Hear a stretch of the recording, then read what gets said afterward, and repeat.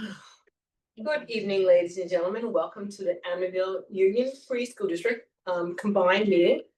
Today's date is October 15th, 2025, and I'm calling the meeting to order now at 5:32 p.m. In the event of emergency, please note the exits are clearly marked. At the meeting tonight is myself, Board President Lisa Johnson, my second Vice President Chris Aaron, trustees Carol Enhoff, Leslie Kretz. It's anticipated that our first Vice President, Juan Leon, will be arriving shortly, as well as trustee Megan Messman. We will be, can I have a motion to go into executive session for the purpose of interview for the Director of Human Resources position and advice from counsel? Motion. Second, Chris Aaron is first. Leslie Kretz is second. All those in favor? Aye. Aye, motion carries 4-0. And I forgot to say also present is our superintendent, Dr. Jim Talbot. Our assistant superintendent for curriculum instruction, Mary Stevens, our director of human resources, Dr. Landau, and our assistant superintendent for finance and operation, Mr. Richard Snyder. So thank you. Starting the meeting. We are resuming our open session now at 7:55. Please note the exits that are clearly marked in case of emergency, and please join the board in the Pledge of Allegiance.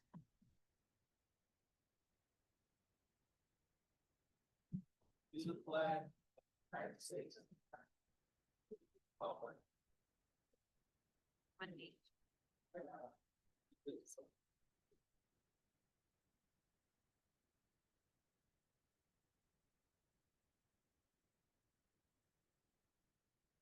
At this point in time, can I have a motion to move agenda items 3B1 to 1A1, please? Motion to approve. Juan Leon is first. Second. Chris Naren is second. All those in favor? Aye. Aye, motion carries 6-0. Now, can I have a motion for agenda item 1A1, which is the 3B1? Motion. Chris Naren is first. Second. Carol Seehoff is second. And this is the tenure recommendation for the Northwest Elementary School teaching assistant. All those in favor? Aye. Aye. Aye. Aye. Motion carries 6-0. Congratulations.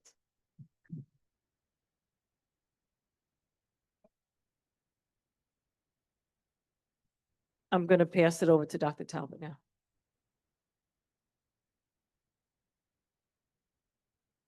Thank you, President Johnson, and good evening to everyone. At this time, we are going to hear reports from our ex officio student board members. We're so happy to have Aaliyah McQueen and Sarai Mullins to give us an update on this evening. Good evening, everyone. I'm Aaliyah McQueen, and I'll be giving tonight's report. Now that we're a month into school, I would like to give a brief update on how the cell phone ban has been doing. From what we've observed, student school spirit has gone up. We've seen more students are participating within the school spirit weeks, and from what we've heard from teachers, they reported that students are more attentive, grades have been improving far more than it's ever been, students listen easier without the reliance of their cell phones, and have been more open speaking amongst each other. As one teacher we'd spoken with states, it's changed everything. Several students also participated in the Sources of Strength training last Tuesday. Sources of Strength is a mental health and suicide prevention awareness program that encourages teamwork, increases social support, and partnership amongst students. The students played games, created posters, and discussed the importance of having a positive and meaningful impact within their community. We would like to give a thank you to Mrs. Rankin, Mrs. Noon, and the other staff that played a part in this training. Our homecoming parade is this Saturday at 12:15, and the game is at 1 p.m. Additionally, members of the Student Council have sold over 100 tickets for the homecoming dance that'll take place this Saturday at 5:30 p.m. Tickets were sold for $10 for students that met the academic eligibility. Thank you all for coming out tonight, and be sure to attend the homecoming game and parade, and congrats to all our students of the month. Thank you.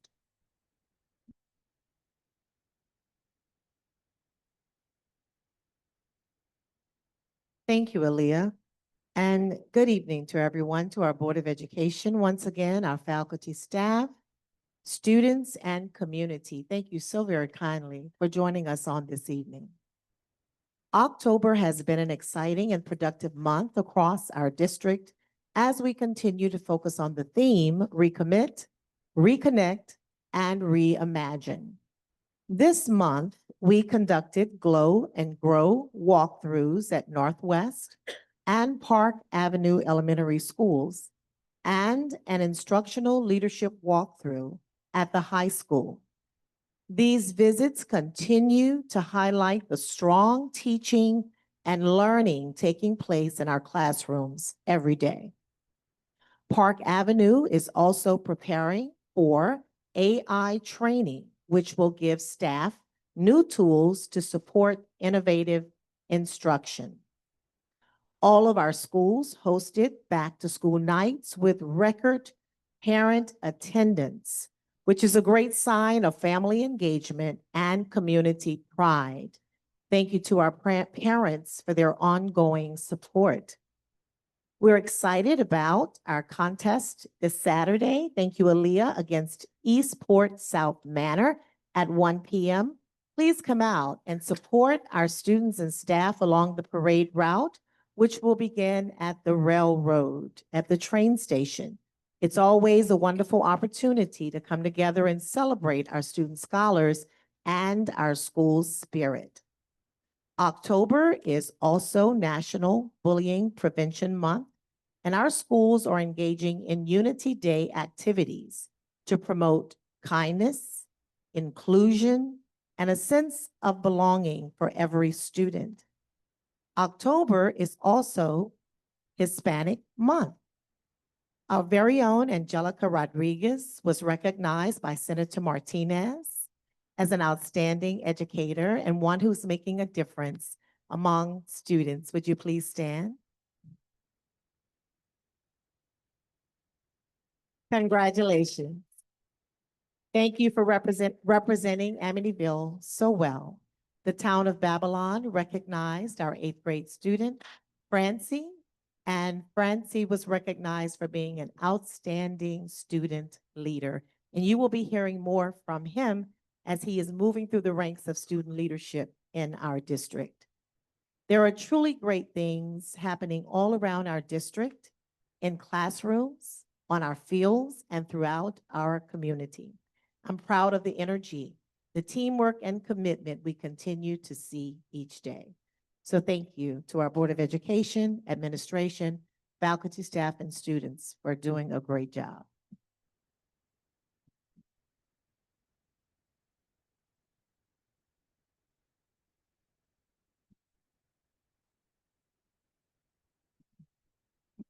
For this next portion, I'm going to move to the podium to do some proper acknowledgements and recognitions. I would ask that Ms. Stevens would join me.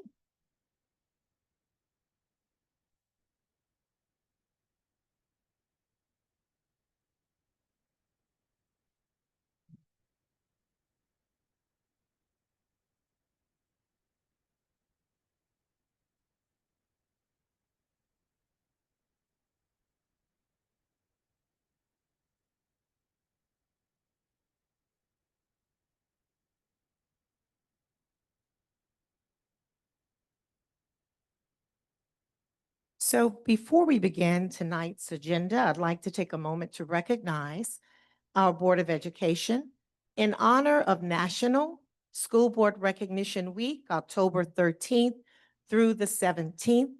Our very own Governor, Kathy Hochul, has issued a proclamation in their honor, October 13th through the 17th, for the impact that they make on our statewide public school systems.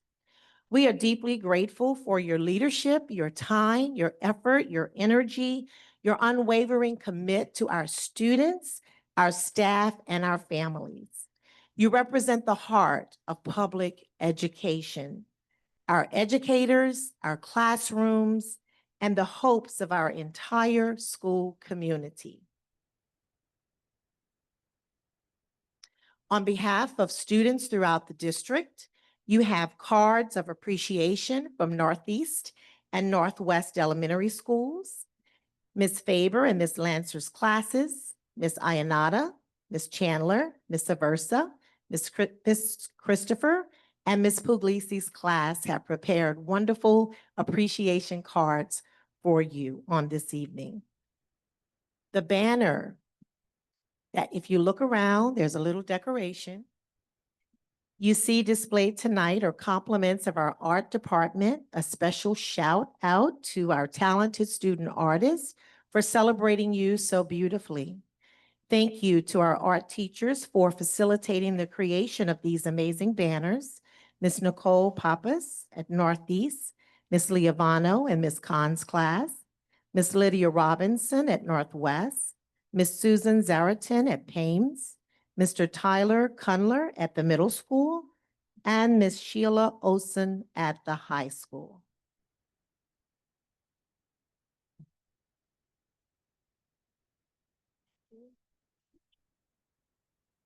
And now, to add a musical touch to this celebration, our Director of Fine and Performing Arts, Dr. Fran Fernandez, will now introduce our special musical guests who are here to perform a special rendition in your honor.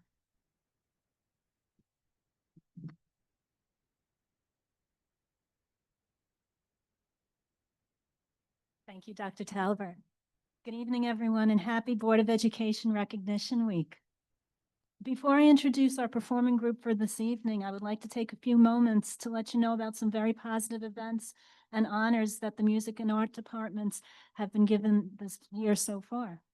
During September, the high school art department presented its annual Pinwheels for Peace event at the high school.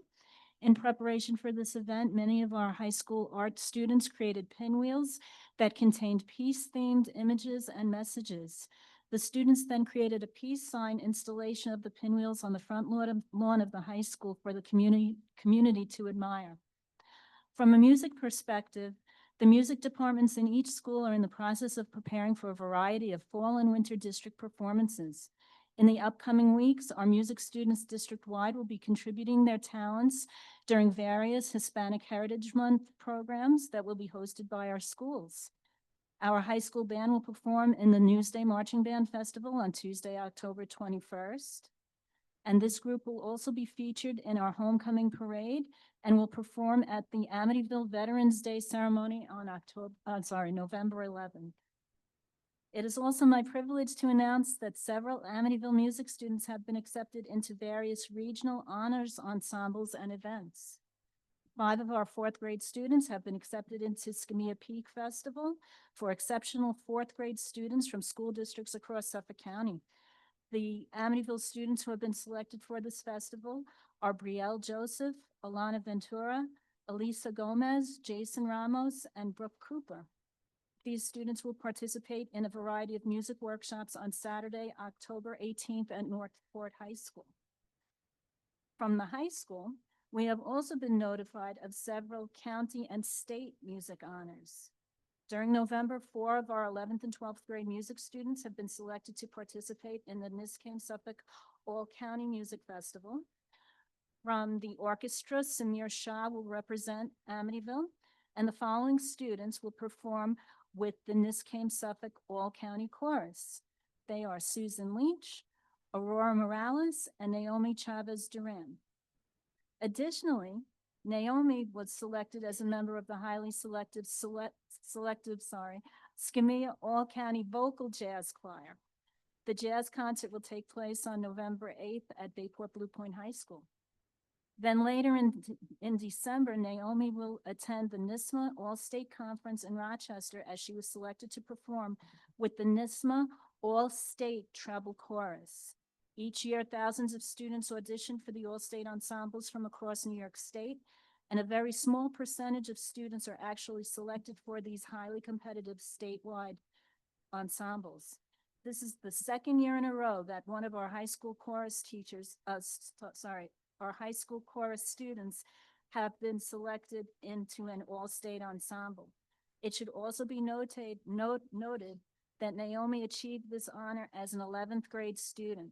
It is very rare that 11th grade students are accepted, and she is the first 11th grade student in Amityville history to be accepted into a municipal all-state ensemble.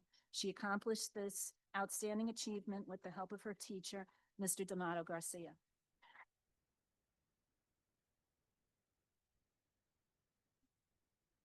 Thank you. So to honor the Board of Education tonight, we hope that you will enjoy some of the artwork in the form of banners that each school has created in your honor. They're hung up behind you. And we also have a very special music selection for you. Please help me welcome the members of some of the members of the high school select chamber choir under the direction of Mr. Joseph D'Amato Garcia as they present the song For Good from the Broadway musical Wicked.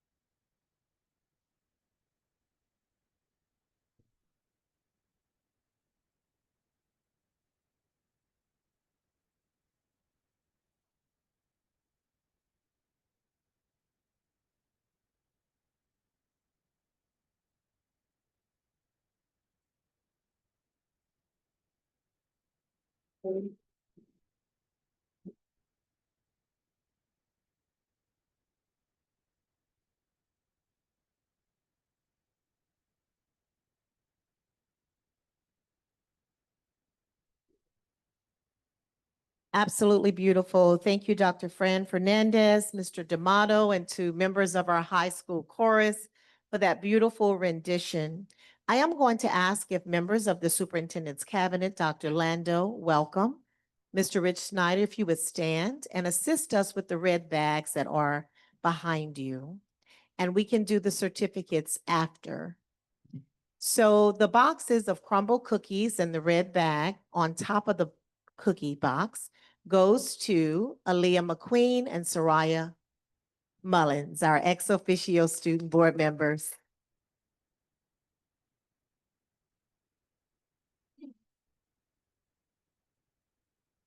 Who would like to follow the girls home? And our president, thank you for all that you do, Ms. Lisa Johnson.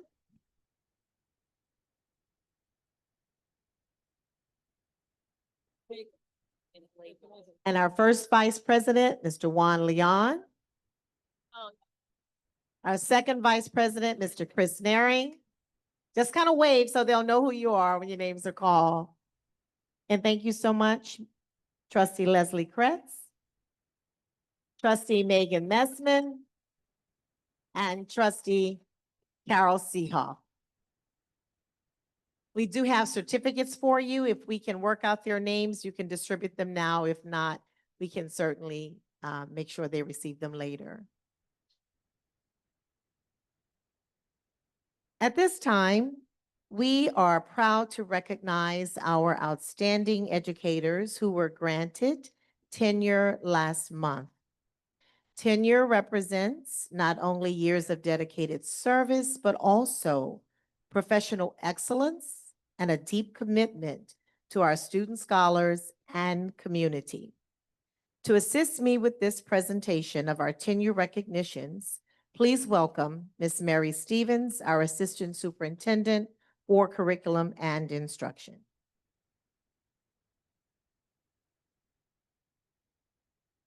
Thank you, Dr. Talbert. Tenure represents an important career milestone in public school districts. It is both a recognition of excellence and a commitment to continued service. This evening, we celebrate educators who have demonstrated sustained dedication to their students, their craft, and the mission of the Amityville Union Free School District. Dr. Talbert and I have had the privilege of seeing each of these individuals in action, engaging students with care, collaborating with their colleagues, and continuously striving for growth. Their commitment to our shared vision of academic excellence and equity is evident in all that they do, and we are proud to honor them for reaching this milestone. I invite the audience to join us in applause as I call the names of these exceptional professionals. Honorees, please come up and join us at the podium and remain for a group photo after. First, from the high school, Khadija Elahi.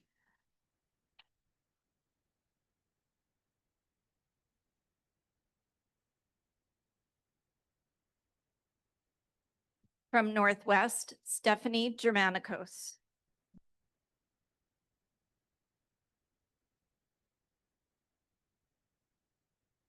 From Northwest, Tedesi Ayalasili.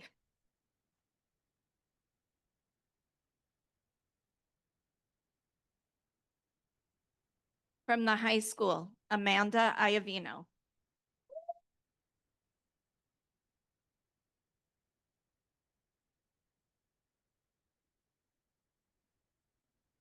From the high school, Antonia Spady.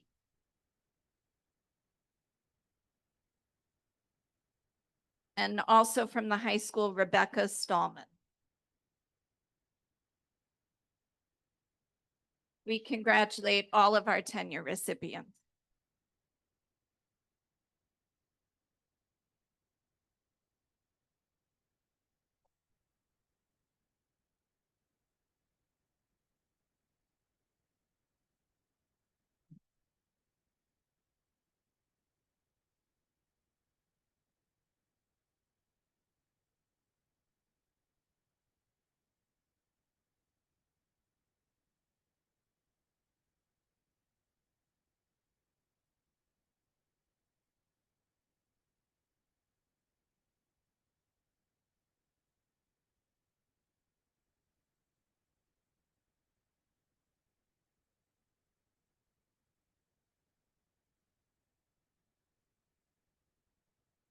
We want to take a moment to celebrate our staff and student achievements across the district.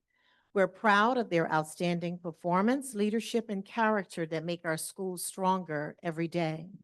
Congratulations to all of our honorees.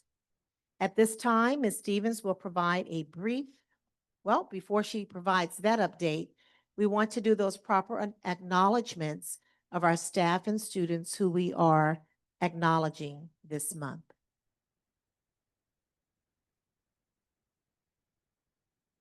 Thank you. I'm going to begin with our staff members. I know not all of them were able to be here tonight, but I think it's important to recognize the reasons that they were chosen. First, from the high school, Fred Shepard.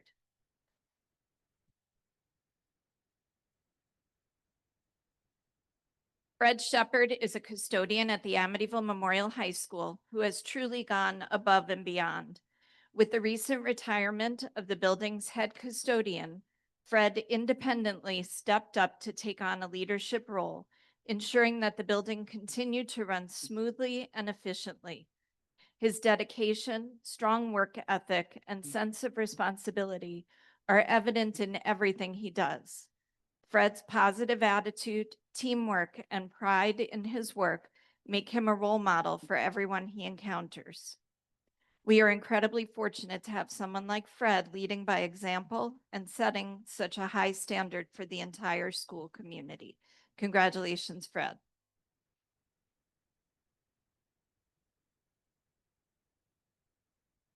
Darren Aversa from the middle school. Mr. Aversa has been an outstanding team player, always willing to step in and support both students and staff. At the start of the school year, he went above and beyond to assist our 6th grade students with learning how to open their lockers and find their classes. His patience, kindness, and positive attitude helped ease their transition into middle school and set a welcoming tone for the entire grade level. I know Mr. Versa couldn't be here this evening, but we congratulate him.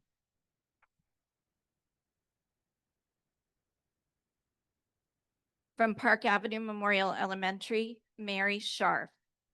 Ms. Scharf transferred to Park Avenue from Northeast and hit the ground running. The ability to do that in a new building with a brand new classroom support team is a monumental task. She serves our most vulnerable population, and to do that, she brings an uncompromising energy and passion that can rarely be seen in any profession. Ms. Scharf was unable to be with us, but we congratulate her on this recognition.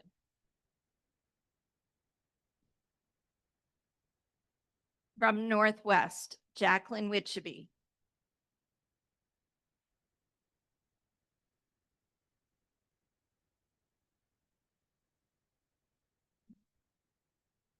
Ms. Witcheby was nominated for the Staff of the Month because she approaches her work each day with a smile and a positive attitude.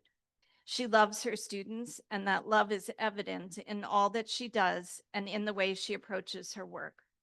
This year, she embraced the transition to a new grade level and position with professionalism and grace. No matter the circumstances, Ms. Witcheby remains upbeat and serves as a role model and an inspiration to her colleagues.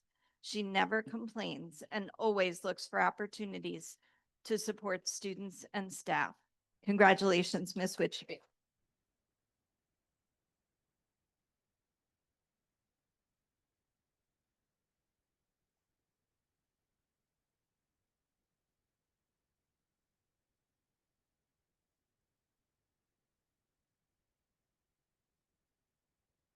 And from Northeast, Kenneth Greenberg.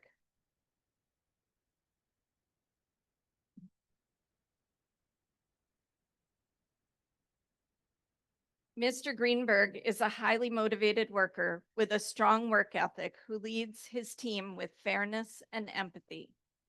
Together, his team accomplished the monumental task of managing the kindergarten transition back to the Northeast building, ensuring that the facility was clean and safe for the opening of school. Mr. Greenberg is always responsive to the needs of the staff and cares for the building as if it were his own home. Thank you, Mr. Greenberg, and your team for your outstanding work and dedication.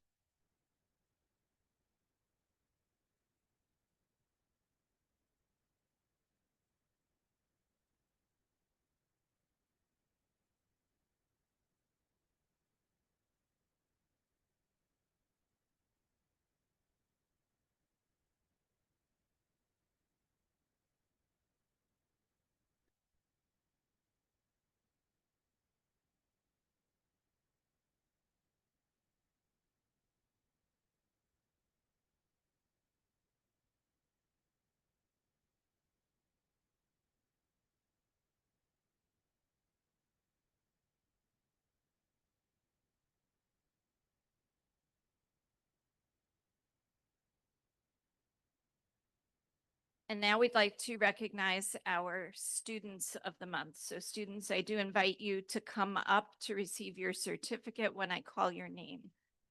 First, from the high school, Diana Zacharias Carbajal.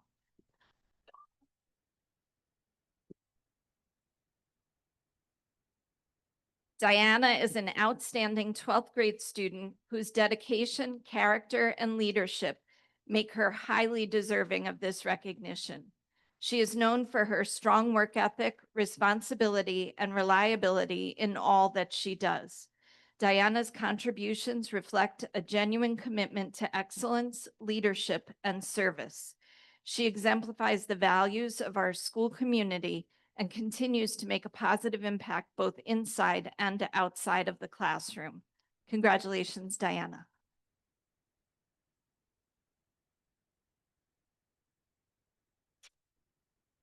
From the middle school, Grayson Egan.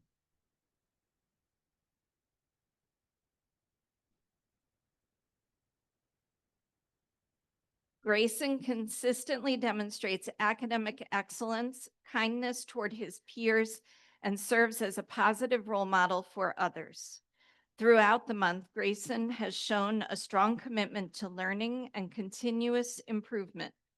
His hard work and determination have led to remarkable academic success, including achieving the highest score in both reading and math on the iReady assessment.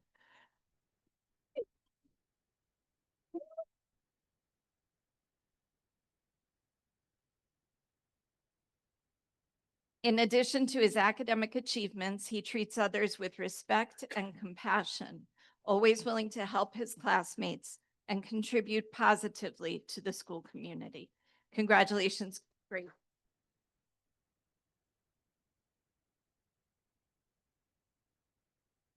From Park Avenue, Grayson Cruz Miraz.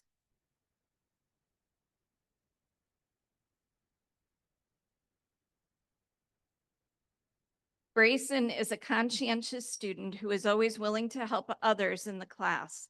He is always working to his potential and is respectful of others.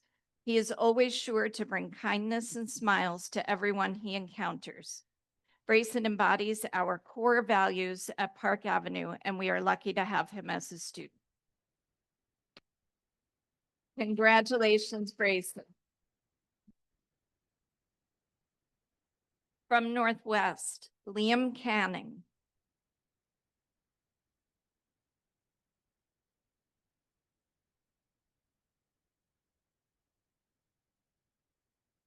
Liam is a kind and happy student with a positive attitude and a love of learning. Each day he comes to school, he works hard, he helps his peers, and he eagerly takes on challenges to grow his brain, inspiring others to do the same. He is a true role model and a leader in our classroom. Congratulations, Leo.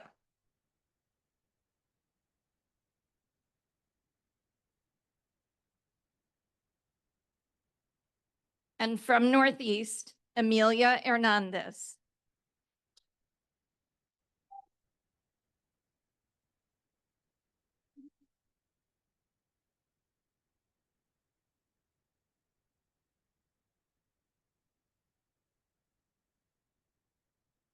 Amelia is a kindergartner who demonstrates excellent listening skills and serves as a positive role model for her classmates.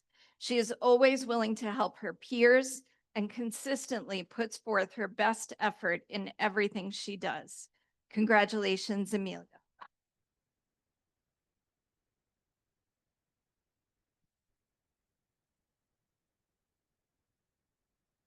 If any of the principals are here, would you please join us with your student scholars over for a photo? We know that Dr. Collins would be here as well as Ms. Hutchinson, and they both had extenuating circumstances. So if there's anyone to represent them from the middle school, please come forward.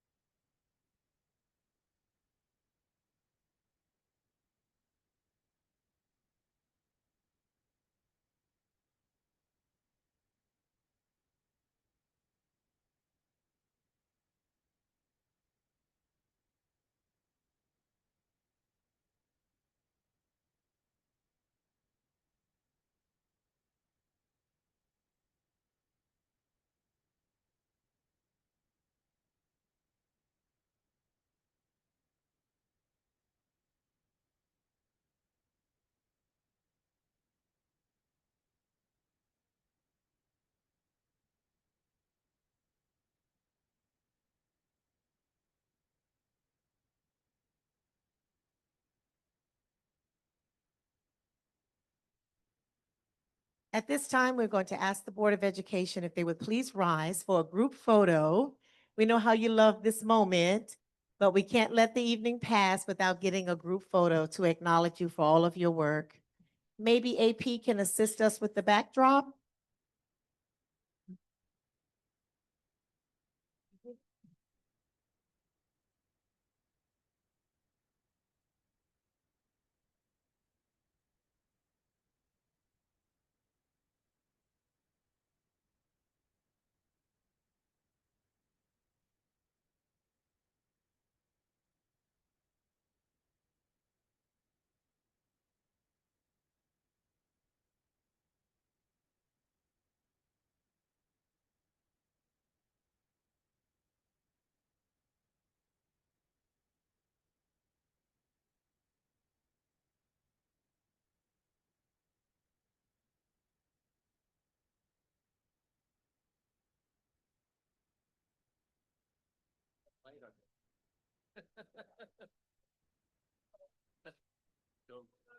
At the end, yeah.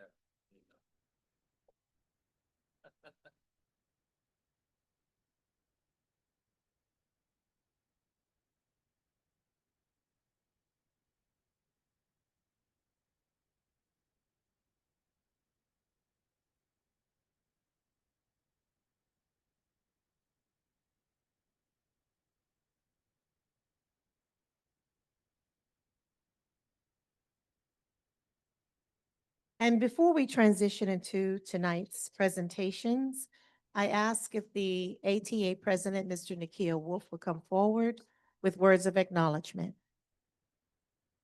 Let's celebrate him for his leadership in the ATA.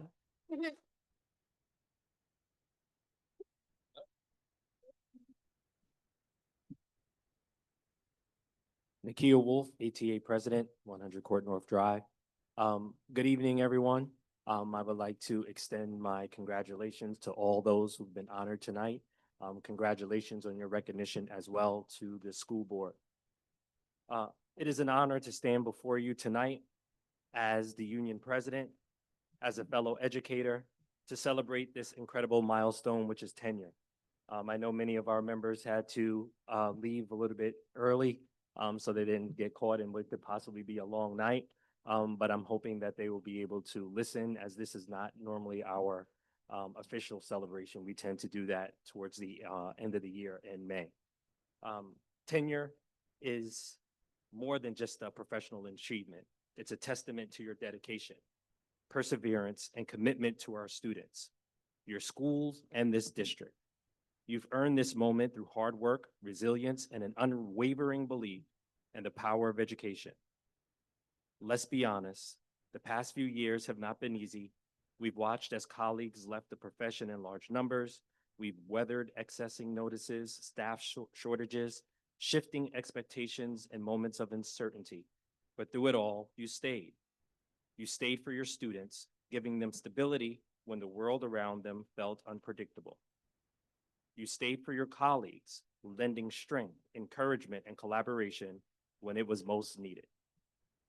And you stayed for this community because you believe that every child deserves a caring, consistent, and dedicated educator. That is what tenure represents.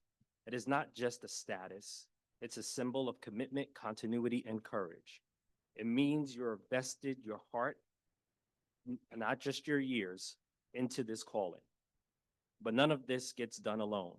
Behind every tenured educator stands a network of family members, mentors, and building administrators who have supported, guided, and believed in you along the way. To the families who have listened, encouraged, and understood the long nights of grading and lesson planning, thank you. To the mentors who have shared their wisdom and helped you grow, thank you.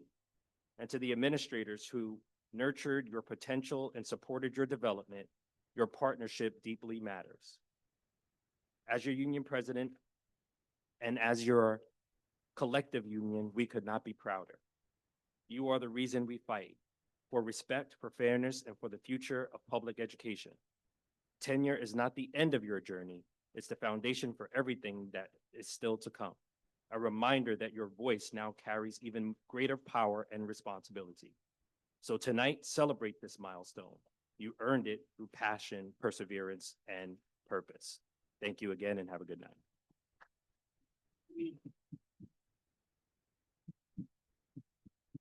Thank you so much. At this time, Ms. Stevens will provide a brief back-to-school academic performance update, highlighting the key takeaways from instructional walkthroughs, fall diagnostic results, and our instructional plans. Ms. Stevens. Thank you. So far this year, as we've traveled to our school buildings, Dr. Talbert and I have seen students and staff recommitting, reconnecting, and reimagining. Our secondary students focused on engaging in face-to-face discussions without distractions.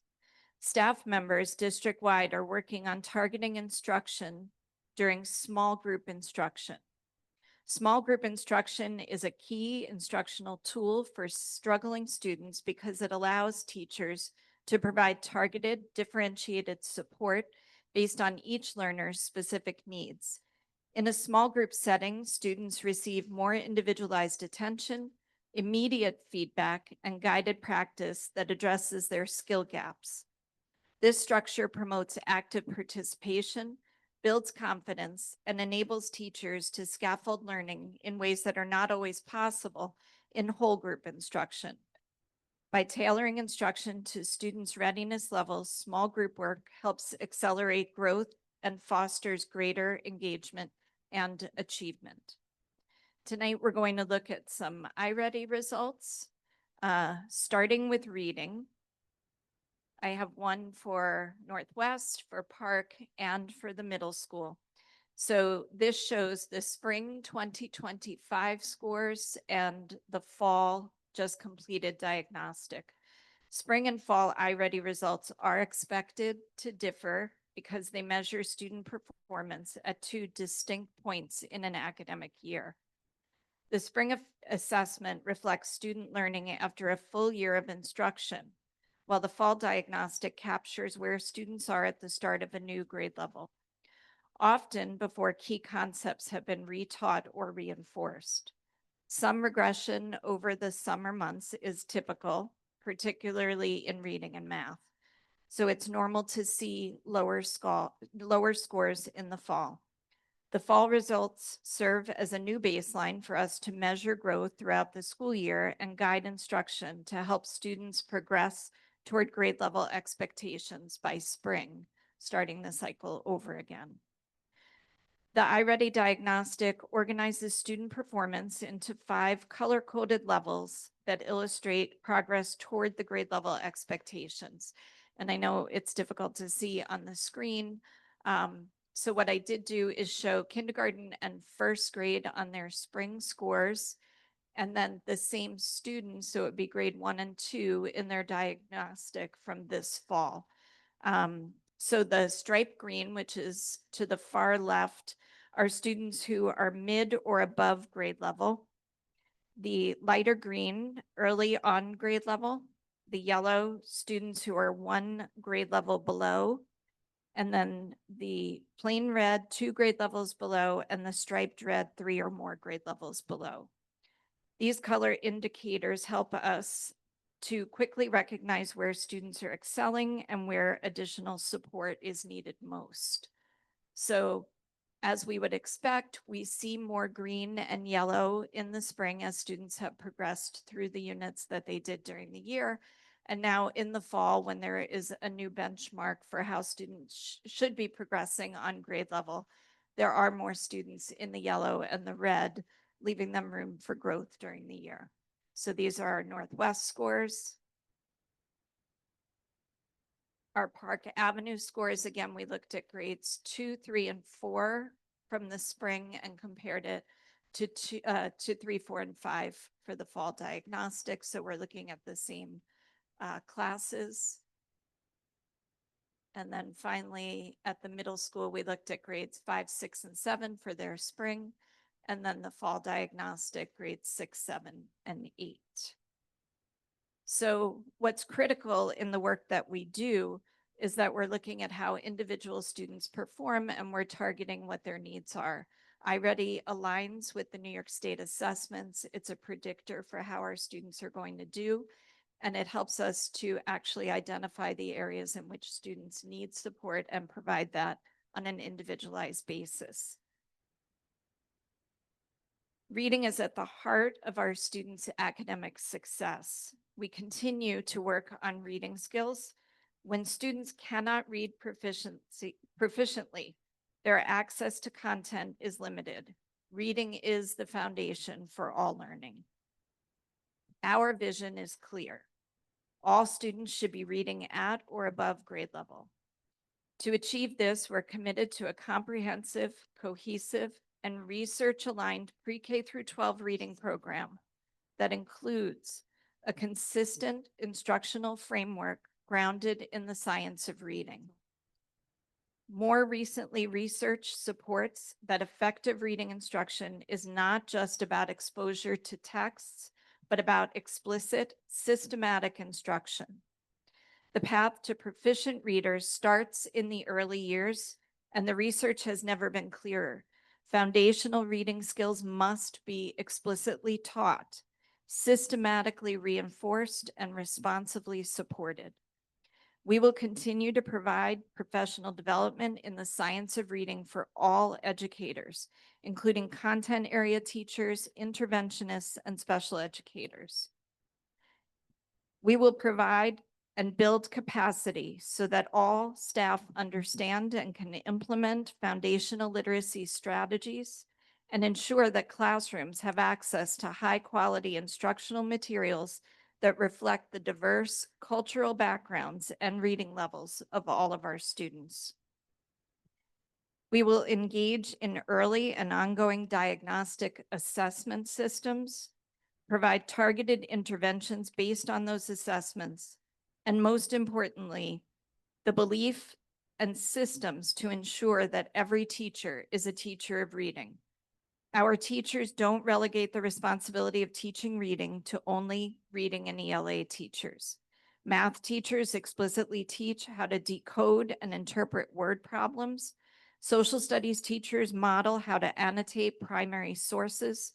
Science teachers guide students in making meaning from technical texts and data charts. We are committed to ensuring reading instruction is infused into every classroom.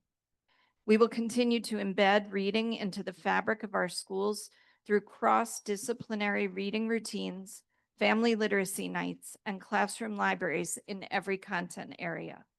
Transformation will not happen overnight, but it will happen when we stay focused, invest in our staff, and hold ourselves accountable for ensuring that every child learns to read. These are iReady results in math following the same pattern. We looked, at Northwest, kindergarten and first grade in the spring, and first grade and second grade in the fall. At Park Avenue, grades 2, 3, and 4 in the spring, and grades 3, 4, and 5 in the fall. And finally, at the middle school, grades 5, 6, and 7 in the spring, and grades 6, 7, and 8 in the fall. Another critical component of our academic achievement efforts is in foundational math instruction. Our students' performance data in math also indicates that students are performing below grade level. It means that our students are struggling to grasp the essential building blocks needed for future academic success and real-world problem solving. Foundational math skills include numeracy, number sense, fluency with operations, and conceptual understanding. Performance in these areas is predictive of long-term achievement in math and science. Research shows that early proficiency in math correlates more strongly with later academic success than early reading proficiency. Strong foundational skills are essential to ensure our students can access algebra, geometry, and higher level thinking in middle and high school. Our goal in this area is also clear. We want to ensure that every student develops a strong foundation in math by building fluency, reasoning, and problem-solving skills. Our work in this area has begun with the adoption of the Reveal curriculum. It is a coherent, research-aligned curriculum that aligns with standards for mathematical practice. We will continue to invest in professional development for teachers. This will include focusing on math discourse, the use of manipulative, number sense routines, and the diagnostic use of formative assessments. We will continue to use data to drive instruction and intervention. Our use of iReady is at the core of this plan. We plan to strengthen math culture and confidence by addressing not only skills gaps, but also mindset gaps. We will promote a growth mindset in math classrooms and build confidence through success with challenging tasks. We will provide families with the resources they need to encourage the development of math fluency outside of the classroom. Building foundational skills in math is our district-wide priority. This is a multi-year journey, and while the assessment changes are important, they are only one piece of the puzzle. What truly matters is how instruction will change in the classroom, how students learn to think like scientists, engineers, mathematicians, and authors. We will continue to monitor progress, support our educators, and provide families with updates and resources to understand our new expectations. Thank you.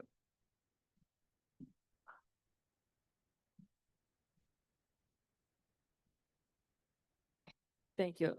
I just have one quick question. So actually just two questions. So the question I have is, from the information that you provided, like in the fall exams, not exams, but from the iReady testing, do we know how many of those students how many students attended like a summer academic program? Yes, I do have data on that Okay. that I'd be happy to share. All right. And then also, if a student did not attend like a summer academic program, I know if things are provided for the students to do over the summer. Is it just maybe some students are doing it and some students are not doing anything during the summer? That's just my question. Without direct instruction, right? That's part of it, the direct explicit instruction. It may not be at the level that will support them in moving. So we do think that doing work over the summer promotes growth, but the direct instruction is what's going to help the most. Okay, and do we have any data on the percentage of students who are new to our district in the fall? and taken- I can correlate that data for you. Thank Yes. you. Any other questions? Yes, I do. I do. Thank you, Ms. Stevens. I had asked for this curriculum presentation back in June. And I think I was pretty explicit that I was really interested to understand what curriculums we were using going into the school year. If there were any differences, an emphasis on, real understanding of the science of reading, the new SEL. That wasn't captured here, so I'm a little bit, I guess, not happy. But regardless, we saw this last night in email.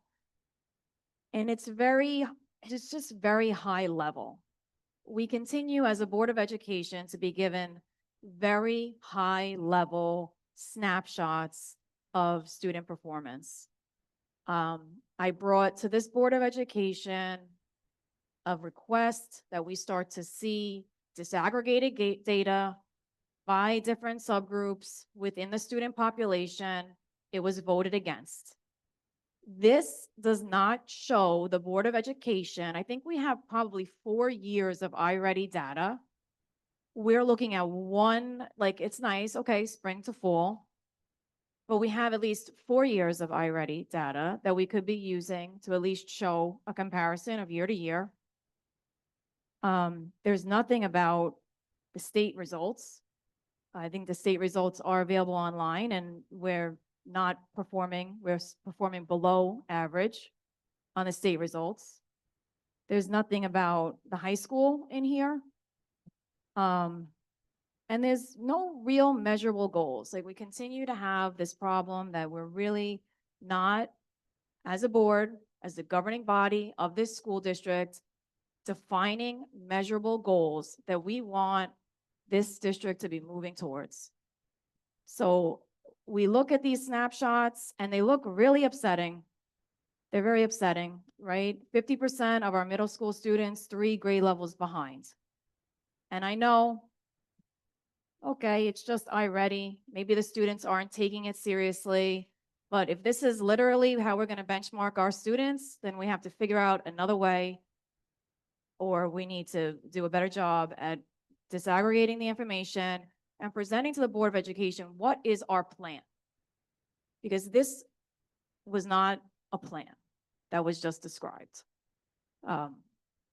And I know we're going to be appointing a director of curriculum today, and that's a very important role and will help, but they're not starting tomorrow, and we are in the middle of October. So I really was hoping to understand more of an assessment on the curriculum that's being used, what curriculums are being changed, and why. That's what I was hoping for in October. In September, I had asked for the principals to come and talk to us about their goals on the building level, but I was told that it was too short notice to ask them of that. But those are my thoughts.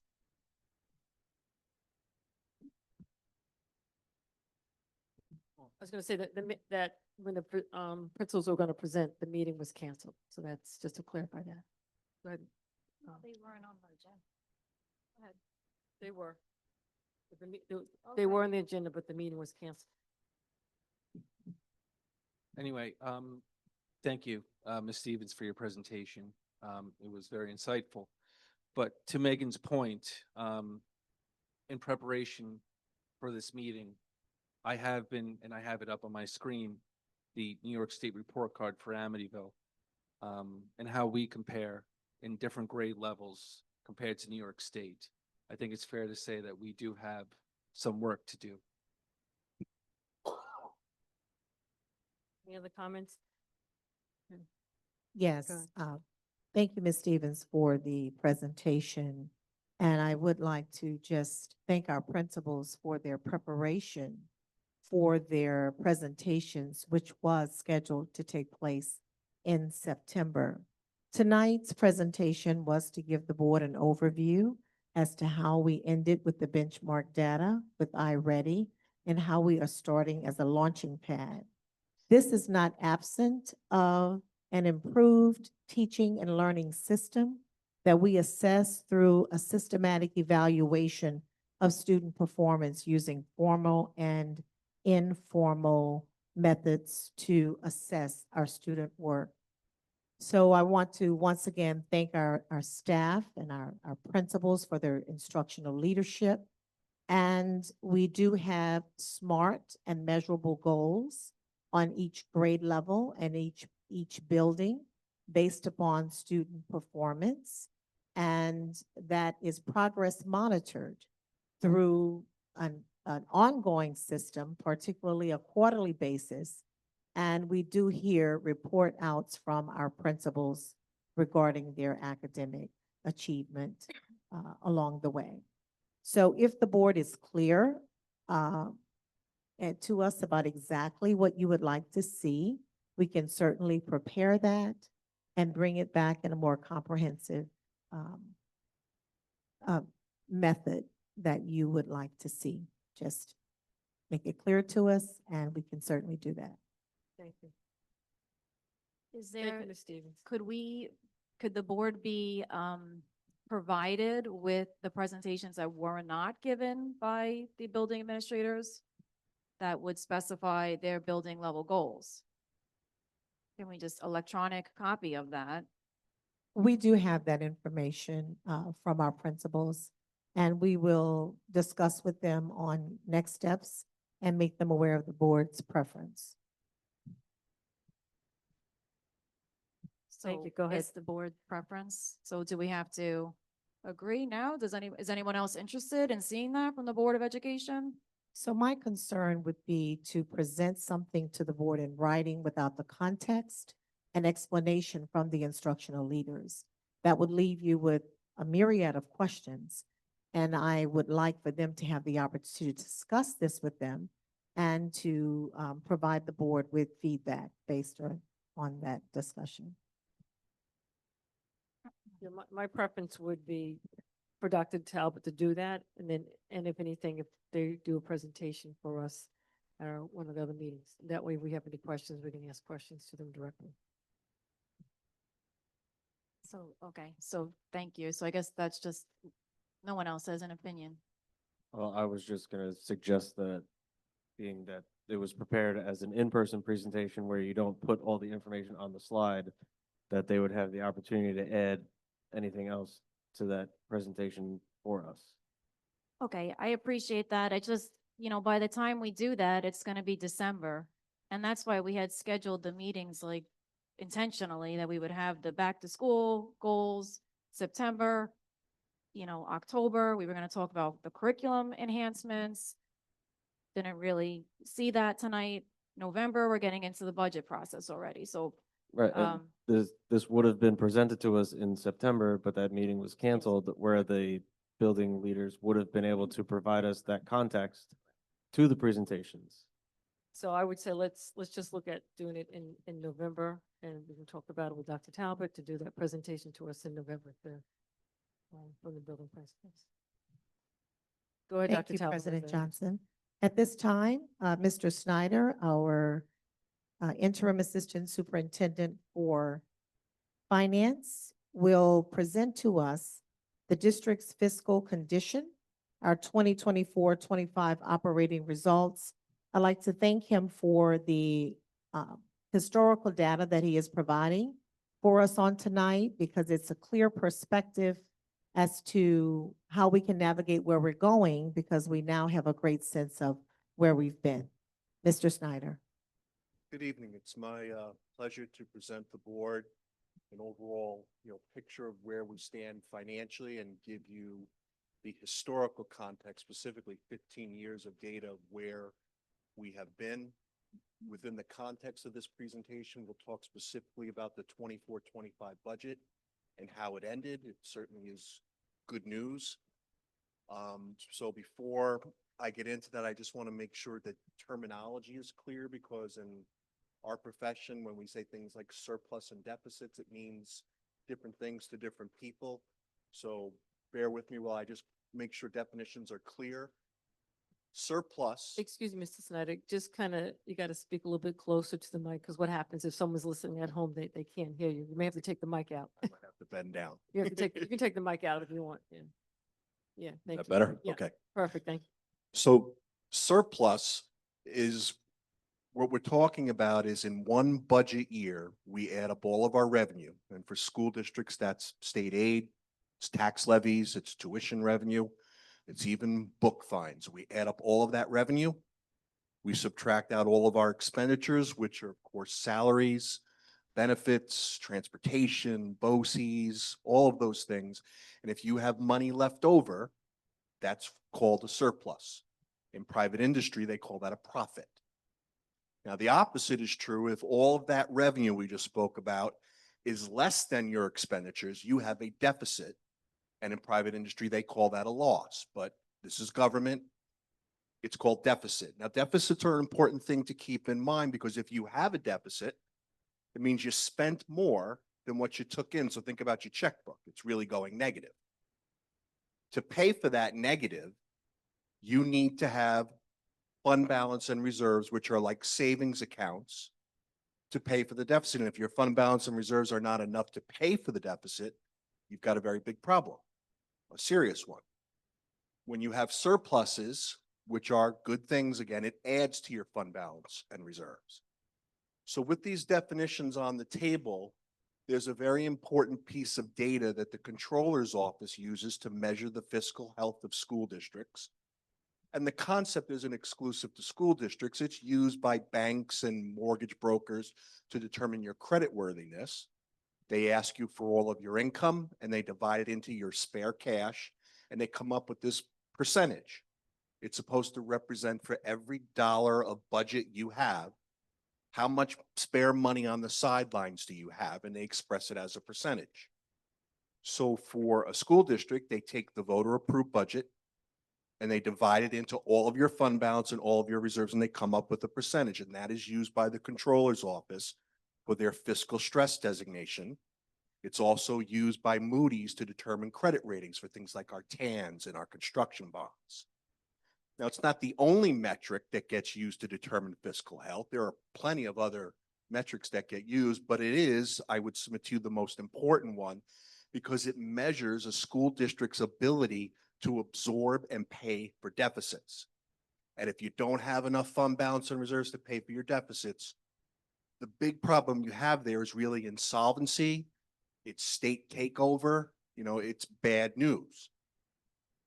This, as of 1 year ago, is the total fund balance and reserves the district has.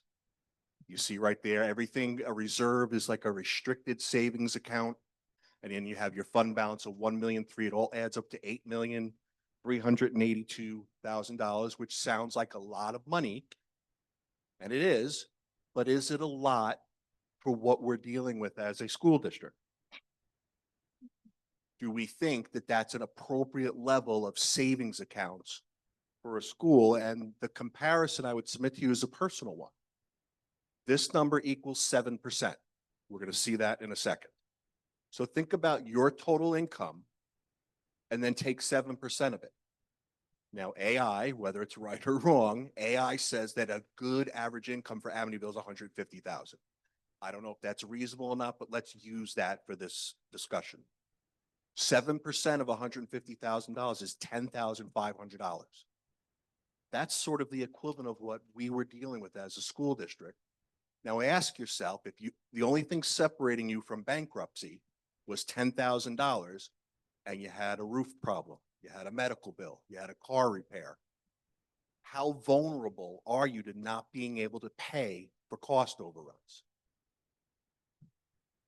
This is a 15-year history of where the district has stood with surpluses and deficits, total fund balance and reserves, and our budget. And the rightmost column is the fiscal position. In 2010-11, the district had 17.9 cents of fund balance and reserves for every dollar of budget. That's how you're supposed to read that. That's how the controller's office presents it. That was our high. I didn't go back prior to 15 years. Maybe it was larger. Now you see going down the deficit column where In 2010-11, it was a $1.5 million deficit, followed by another one. Then you have small surpluses, deficit, surplus, surplus, deficit, big surplus, back to break even. And what I'm trying to present to you is the volatility of the annual operating results going back and forth between surplus and deficits to ultimately arrive at a fiscal position 1 year ago of 7.1%. The average fiscal position for 120 Long Island districts as of a year ago was 21.1%. For us to get to 21.1%, if the board agrees that that is a reasonable target, and it's important for you to know that fund balance and reserves later on the agenda, there's a corrective action plan. And one of the findings where the auditor is recommending that you develop policy related to fund balance and reserves. Part of the issue, I believe you should address is where should we be with fund balance and reserves? I'm simply telling you that the average was 21.1%. That would mean we would need 24.8 million in our savings accounts. We have 8.3 million, so we need 16.4. And as we get into budget season, one of the things I do is we talk about how are we designing the budget to achieve a surplus, to maybe achieve a deficit, or to break even. And we have to be upfront with what our intentions are, because we need 16.4 million if you agree we want to be at the average. And you're about to see we chipped away at that big time. The financial performance of the district was nothing short of stellar last year. Stellar. As an FYI, these are the rankings of fiscal positions. If you care to look at that, we have the lowest position. There's a lot of movement in this data. There are districts there that are, keeping us company that were once the wealthiest school districts on Long Island. As you move over to the next slide, to the wealthiest districts on the right, some of those districts struggled a long time ago and were in fact very cash poor. And some of the flip side to being some of those top 10 wealthiest districts is the controller's office criticizes them for having too much taxpayer money in their bank accounts. So it's a double-edged sword. You don't want to be at the bottom, but there is one district there, we won't name them, that they were scathingly reviewed by the controller's office and it made it to Newsday. So you're seeing both sides of the coin. There's definitely movement in and out of these rankings, and we are going to move dramatically from the lowest fiscal position down to, maybe the 30th fiscal position. This is where we are unaudited. Now the board is going to see the audit report next week.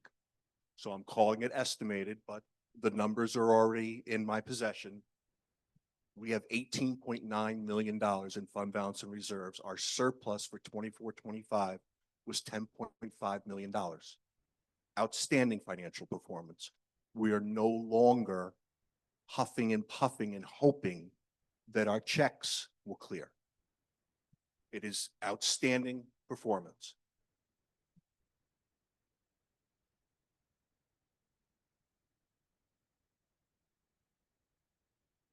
Board will have to decide in the budget process how they want us to design the budget. And it's a hard thing to do, to put a budget together to say this budget is going to achieve a $2 million surplus, or we're going to design a budget to achieve a deficit. But we have to be upfront with what our intentions are. Right now, our fiscal position with that $10.5 million, I'm sorry, it's actually $10.6 million surplus, we are at 15.7%. We haven't been there in over 15 years. So we're not in the cellar, we're getting out of the woods. I would submit to you, we should probably be about the average, but that is a board policy decision. We just want to know what your intentions are when we design the budget, because we'll put a budget together that is designed to achieve a surplus if that's what you're looking for. But 15.7% is outstanding financial performance considering where we came from. Thank you.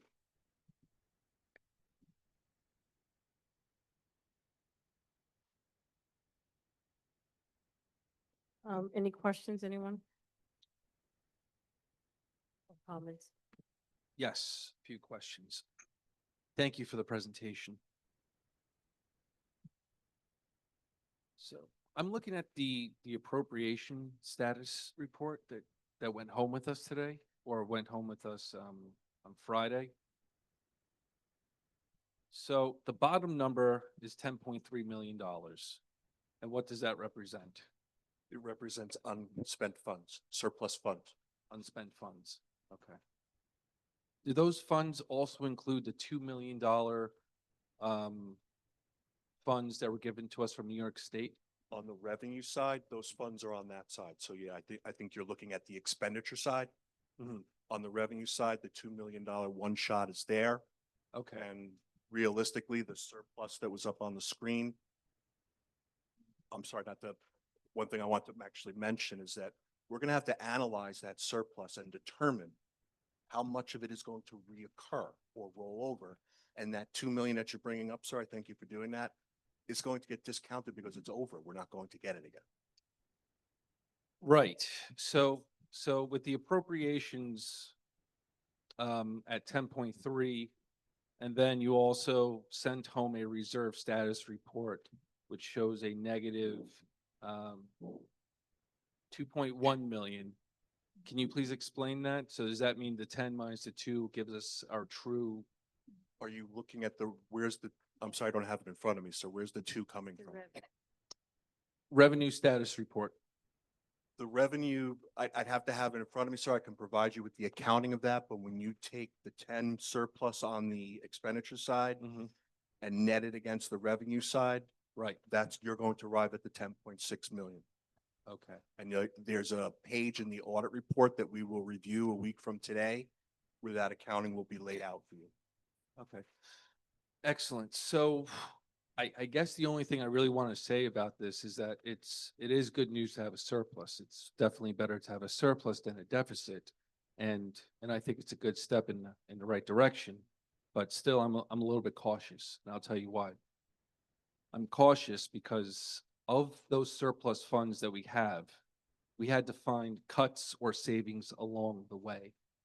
And I looked at the appropriations and I saw where we saved, where the board had appropriated funds for things last year and we had money left over.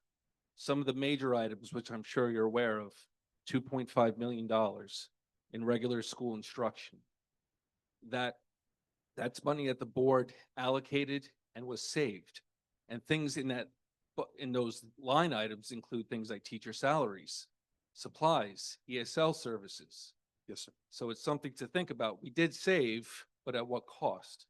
Another major item there was 2.7 million, and that's from special education. And within those budget lines come OT, come PT. And also I noticed that we are servicing more students than we ever have before and pulling them back from BOCES. As I saw, we found a lot of savings or cuts, whatever you want to call it, by not utilizing BOCES like we have in the past. It's an observation. I think that would require further analysis, but the numbers would, I think, The numbers would support that, sure. So just again, But yeah. listen, it's better to have a surplus than a deficit, but not my question, but being cautious, because we also cut 80,000 or saved from health services, 72,000 from psychological services, 37,000 from budgets that we put together for our libraries here district-wide, 209,000 from the custodial line, which is used for extermination, janitorial supplies, student furniture, 74,000 from grounds and maintenance. And that's part of our budget that pays for building expenses and repairs. Yeah. So to get my feeling out, savings like this are not sustainable from year to year, because at some point the levy breaks. At some point you can't save $74,000 a year by not doing minor repairs. At some point the repairs have to happen. So again, surplus is a good thing, but at what cost? For me, the real test is going to be how that surplus money is redistributed and put back into the schools. That's going to be the key. Do we redistribute that into ESL, infrastructure or whatever the board may decide. Mhm. That's going to be, for me, the true test. Sir- So I just want to say, thank you, First Vice President, Leon. One of the biggest challenges that we had last year with doing the budget was deciding where we were going to make cuts. And were we happy with some of those cuts that we had to make in order to present the budget to the community that they would accept? Were we happy with those cuts that we made? Absolutely not. And to your point, these are things that we now have to take a look at. And we lost teachers, we lost monitors, we lost TAs, we lost custodial staff, we lost people in order to meet the budget. There was a lot of tightening of belts that had to occur in order to present an acceptable budget to the community. So what you're presenting to us definitely represents that work that took place in order to present a presentable budget to the community. Now, to your point, which you did mention already, now we have to decide, now what are we going to do as we move forward? Are we going to try to increase this amount even more? Which means we don't do what? And that's what we have to decide during that budget season. That's number one. Number two, we also know that, as already mentioned, that yes, we got the $2 million and that's not going to come back to us again. So we have 18 that may really be like 16. So instead of being at 15.9, we may be more at 13 point something. Yes, So we've moved up from the 7.1, not as high as we would like to be. So all those cuts that that First Vice President Leon mentioned is very accurate. But in the same token, we had to do it in order to present an acceptable budget. And the question is, what are we going to do for the next budget season? How do we want to proceed as a Board of Education? What do we want to prioritize that we want to provide back to our district? And that will be part of the budget process that we have to discuss and make a decision on. So Madam President, I just want to make sure we understand something that, and maybe if I'm wrong, please correct me, but those things that I mentioned, which are our savings, which is our surplus, right?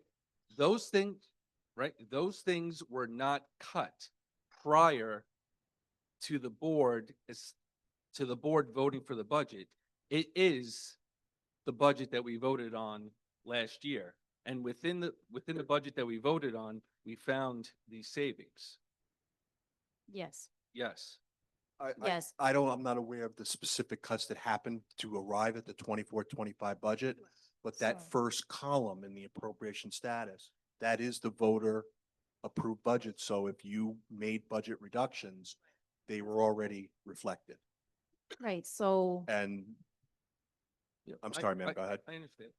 no, so I completely agree with you, Juan, and I'm not exactly ecstatic about this because we told the community that we needed $117 million budget to provide educational services for our students.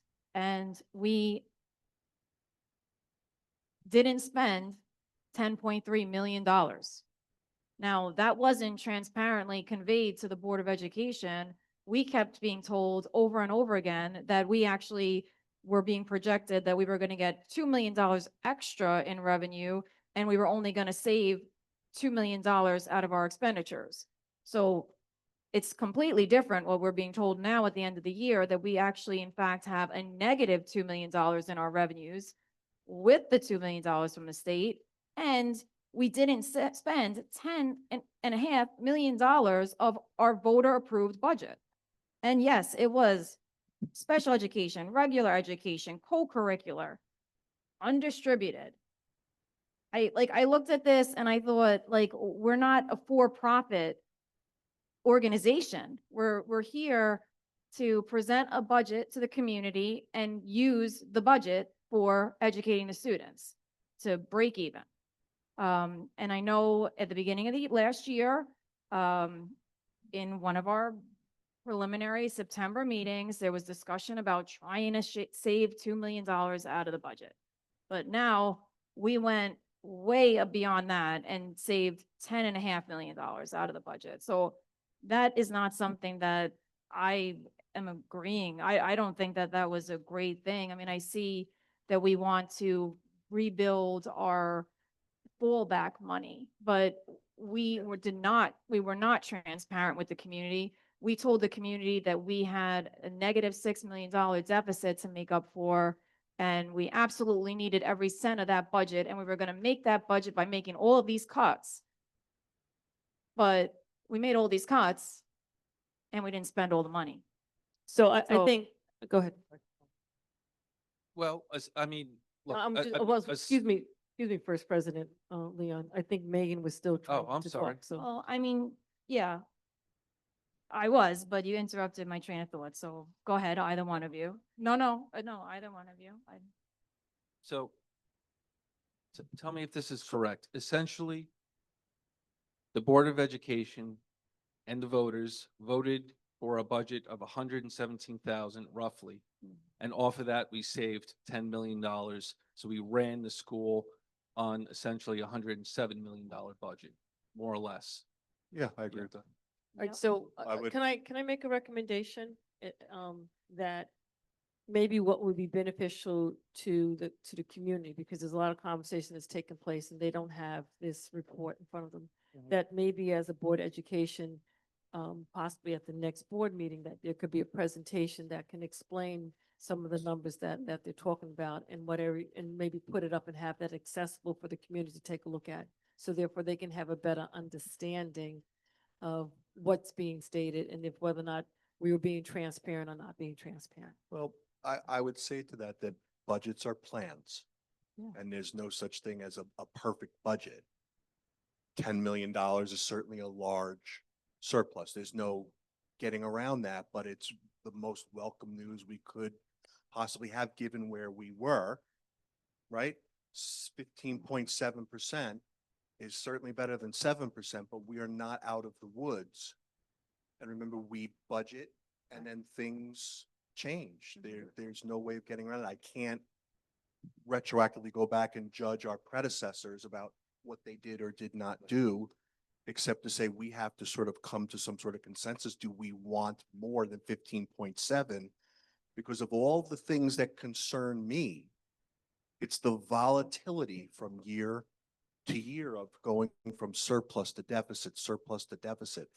That, to me, is priority number one in the budget process, to try and figure out why that's been going on for the better part of 15 years. Then we say, is the 10.5, which is really 8.5 because of that one shot, but are there other one shots in there? And I believe there are. Those get peeled out. How much of it gets rolled forward to this year, then to next year? So now we're 2 years away from a projection. So there's guesswork here. There's no doubt about that. And it's easy to look back and say, well, we put a budget before the voters of 117 million, but it seemed reasonable at the time. Other districts have these sort of issues. There are districts that run massive surpluses. They were up on the screen for you. And I think that the news here gets us out of the woods. It gives you room to breathe. The real work is going to be, did that 10.5 million roll over? And how do we get away from this volatility? That's just my take on the whole thing, but I don't disagree with anything you've said. Yeah, don't disagree. I agree with that. And like I said, what I said was, I would rather have a surplus than a deficit. Again, what concerned me was how we save the money and what impact does that have on our mission. But in other school districts, and you can, please weigh in. If they had a surplus of that amount compared to their budget, like what is that, 7% Well, roughly? you jump from 7 to 15, so it was really Right. 8 full points. Right. Almost, all right, 8 points. In It's- some school districts, the school districts can actually refund the taxpayers. I think we have to be cautious as an organization. No, that's what happens. You have to be cautious as an organization to what your fiscal position is. We were once at 15.7% and we fell. And that volatility is not something we have a pulse on now. And it is my mission for you as your assistant soup to say, we have to know, and it's a question I would ask the board to ask your auditors next week. What do they think of that volatility? Have they seen it before? It's not unheard of, but that to me is our fiscal challenge. Understood. Well, aren't we supposed to have only at 4% in our unassigned fund balance? Yes, ma'am. So don't we have more than that? Yes, ma'am. So don't we have to use the difference of that as our revenue for next year? And as we're balancing the budget for next year? No, not at this time. That it's a compliance flag that'll happen in the audit report 1 year from now, or actually in June. We will have resolutions to take some of that excess and move it into the reserves. To your question, the 8.8 is overfunded. Right, It's a compliance violation. right. And the solution in a corrective action plan is resolutions in June to transfer that amount to some of those other reserves that really are in dire need of funding. So that's not gonna come in next week's recommendations? Why are you saying in June? It will. Oh, next week's Yeah, but the recommendations. corrective action has to happen in June. I see. Thank you, Mr. Snyder. Thank you very much. Oh, I'm sorry, one more question. Yeah. You mentioned we're not getting the $2 million from the state? Or you're No, saying just that that we we're- would not be like trying to get it again because we don't need it? I believe we were informed that That's it. thank you. We will not get it for this year. It's not anticipated that we will receive it again. We've received two So we're getting it for bullet this year. grants for $2 million. We're talking 26, 27 budget, Thank you for clarifying. right? Yes, I just want to make sure I understand. Yeah. yes, thank you. Thank you. Thank you, Mr. Snyder, for the presentation. At this point in time, is there any committee input regarding board agenda items only? All right, at this point in time, we're going to move forward. Can I have a motion for agenda item 2A6 through 2A15, please? Can you stop at 14, please? Motion for agenda item 2A6 to 2A14, you're saying, or 13? 14? Um, And I'm sorry, Madam President, that, we do number 6 separately. There's a correction that has to be made. all right. Can I have a motion for agenda item 2A6, please? Motion. Second? Hold on 1 second.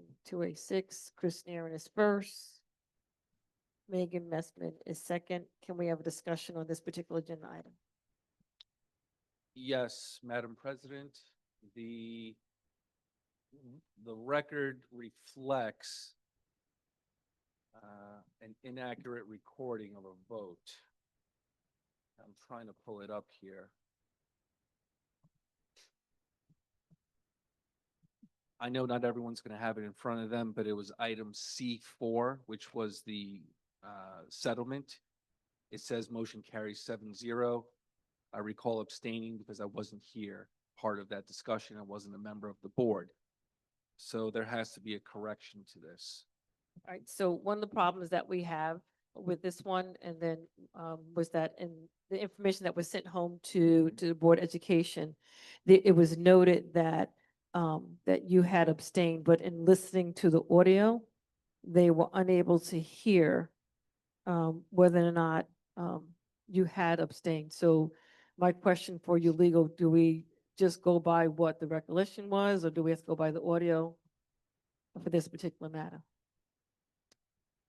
So it is a motion to amend the minutes, that the member states that he abstained, Okay. and you have nothing definitive from the video to contradict that. My recommendation would be to go with what the member stated. Okay, so we can just make a motion to amend the minutes to reflect that for agenda item 2C4, that the vote was actually 6 yes and 1 abstain. And abstain was for Juan Leon. motion to approve. Second. All right, so we've amended it to add that, and that is Juan Leon was first, Chris Nairn was second. All those in favor for this amendment?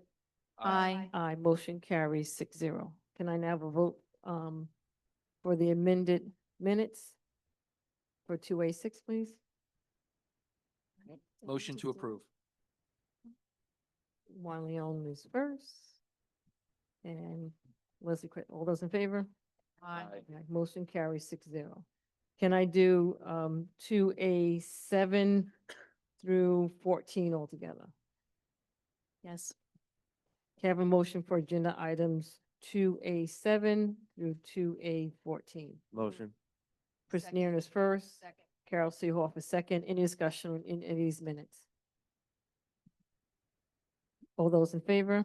Aye. Aye. Aye, motion carries 6-0. Can I have a motion for agenda item 2A15, please? Oh, Motion. sorry. Intervening motion to table. 15, I had sent comments back to Anne Marie to update the minutes. And they haven't been addressed yet. So there's a motion, there's an intervening motion. Do I have a second for intervening motion? Second. All those in favor of supporting the intervening motion? Aye. Aye.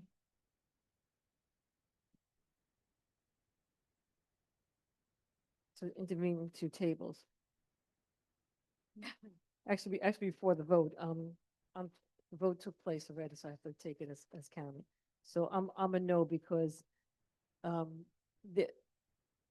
this particular agenda item for 2A, Sorry, you're a no on the intervening motion? to table it. Because this is an item that for this particular, minutes, that it was an intervening motion that occurred, and that intervening motion was not accepted. So therefore, what you want to add to the minutes can't be added to the minutes, because when you listen to the audio, that did not pass, that intervening motion did not pass for that particular agenda item. So that was one of the things that you wanted that to be added in. And that was not, that intervening motion did not pass. So that was one. So, okay, so yes, we just approved minutes in June that had resolutions spelled out in the minutes. And I want the resolutions that were called to be reflected in the minutes for September 10th. No, what the resolutions that you want reflected for September 10th are not, like there was an intervening motion to accept the superintendent goes and requested evidence as provided as attached exhibit. What you have provided to us is not the same thing that you presented at the meeting. It's not the same language. That's number one. And number two, more importantly, that intervening motion was not accepted. So we'll take a look at it further. I can discuss it with you. I have all the details here. So it's been tabled, but it's not, what you want in here is not accurate. So, okay, So, all right, so sorry to, circumvent this, but can we just figure this out? So my understanding is that trustee Messman did an intervening motion. The motion did not carry and is not reflected in the record, and she would like it in the record. Is there any advice from legal? So the action is in the minutes, right? So the minutes reflect the actions taken by the board. So with respect to a resolution to appoint X, Y, and Z, that resolution, that action plus the vote, that's what's recorded in the minutes. Yeah, So well, if there's an intervening motion, the motion would show up in the minutes, but not the resolution. 'Cause it wasn't- but yeah. that it failed. Right, and that's what happened on that particular night. There was an intervening motion to amend this for the superintendent goals, and it failed. So, my thing is that being that it failed, that resolution does not go on the agenda because it failed to put that onto the agenda. And I can show you the minutes. I guess my question is there a record of it failing? Yes, it's on audio. No, there's also has to be a record in the minutes that, Yeah. It does, it's in the minutes that it failed. okay. I can show you. So It's in the table. so this is not really like a legal issue. This is the Board of Education. I'm asking the Board of Education to document that I did that work. You asked me to do that work. You asked me to go back, put my thoughts down as to how would suggest to modify the superintendent's goals and requested data and backup. And I'm simply asking that it be reflected in the minutes. That is all I'm asking. And You all I'm voted saying no. to you that this is this is It's a not legal man legal. How because is it's, that legal? so let John? me, because it needs, the minutes have to be reflected correctly. And it was brought It's to the just- table as an intervening motion and it failed. So we've documented in the minutes and the resolution does not need to be in there. So the item has been tabled and we can go from there. I'm moving forward. The legal issue is to the extent that there's a policy on minutes. It Right, so doesn't you've got say a, anything about that. It you've doesn't got a, something you've got a clear. policy on minutes with respect to what appears in the minutes. Right, it records the actions and the votes on the actions. That's it. It doesn't necessarily, the backup is not recorded in the minutes unless you have something read into the minutes. Right. And the But I- only reason that we did it so- back in June was for the simple reason that other people were doing, excuse me, I'm talking, but the only reason that we did it back in June for those particular minutes was the fact that other board members were doing the minutes to help out the district clerk at that point in time. And all those resolutions were placed on the minutes. We typically do not place the resolutions on the minute. Moving forward, I'm going to agenda item 2B. Can I do 2B, 1, and 6 all together? Or does anyone need me to do it separately? Altogether. Can I have a motion for agenda item 2B1 So moved. to 2B6? Second. A discussion on these items are the following. The policy committee met on these particular items. And just to give an update. Excuse me? Yeah, it was, Chris Nairn was first. Carol was first and Chris Nairn was second. So at the policy committee meeting for policy number 0101, as noted in what was given to everyone, the committee recommends use option number 2. This policy has been reviewed by legal. And just so the board is aware that the board has received updates in regards to the number of bathrooms that have been identified for this. And the signature has been ordered and some of them have already been installed. For policy 1900, there was no recommended changes and this was reviewed by Mary Stevens and was reviewed by legal. Policy 4321.13, there was no recommended changes and it's been reviewed by legal. Policy 4321.14, legal confirmed that the title that we have in there was fine, that we didn't have to put the name. For 4321.2, there was no changes and reviewed by legal. And for policy 9520.6, the gray area was removed. And legal recommended a couple of changes in there and the policy committee approved those changes. And Dr. Lando has made walkthroughs of the buildings and has identified space at the high school and he's going to continue to look for other spaces at the other schools to be identified. Do the policy committee members have anything else they'd like to add?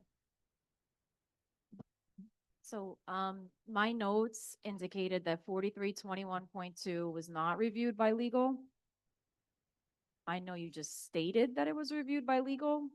My understanding was that it has been reviewed by legal. We can double check with legal. John, do you know whether or not, do you have record that 4321.2 was reviewed? Because I was.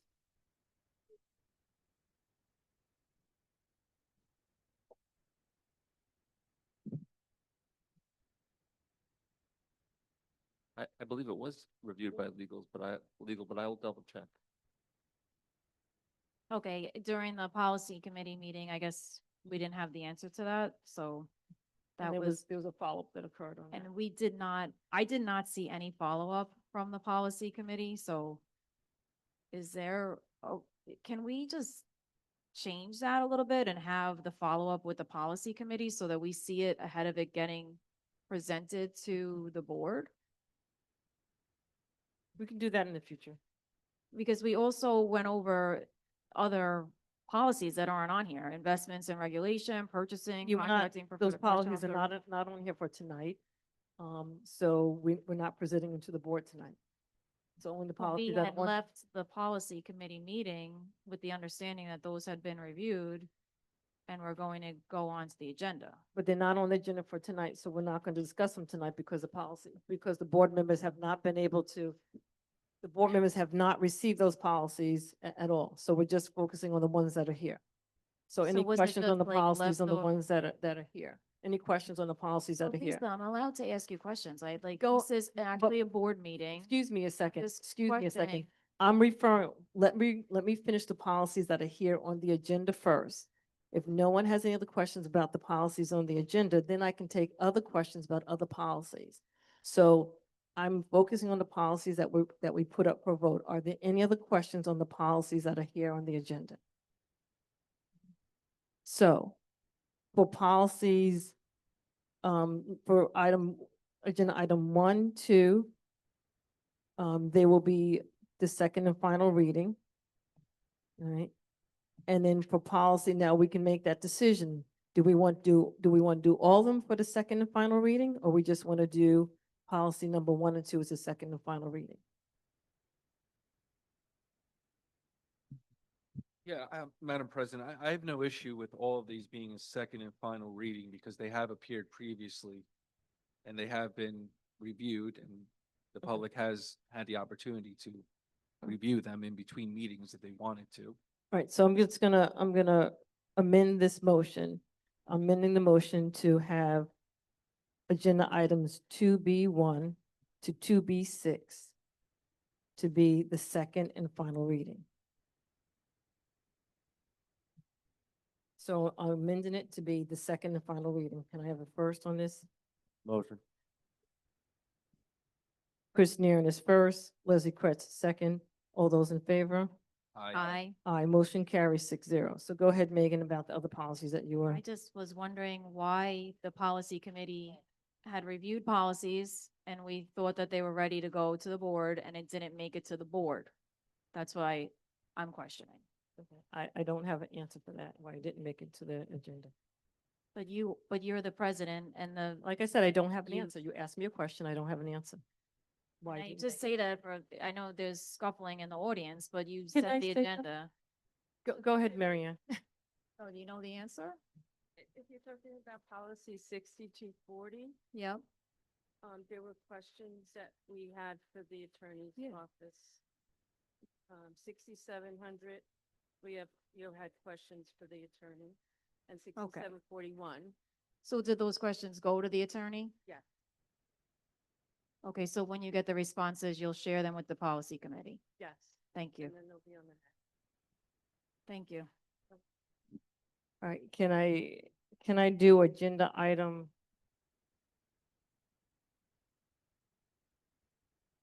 Two C 1 and 2 together. Can I have a motion for agenda item 2C1 and 2C2, please? Motion to approve? Juan Leon is first. Second. Carol Seehoff is second. Any discussion on these items? Hearing and seeing none. All those in favor? Aye. Aye. Aye. Aye, motion carries 6-0. Can I have a I motion? have a motion to call under board action. Go ahead. Okay.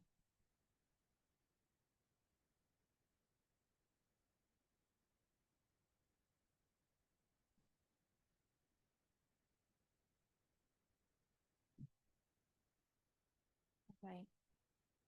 I move the following resolution regarding budget surplus regarding $8.5 million, a superintendent memo and encumbrances by the external auditor.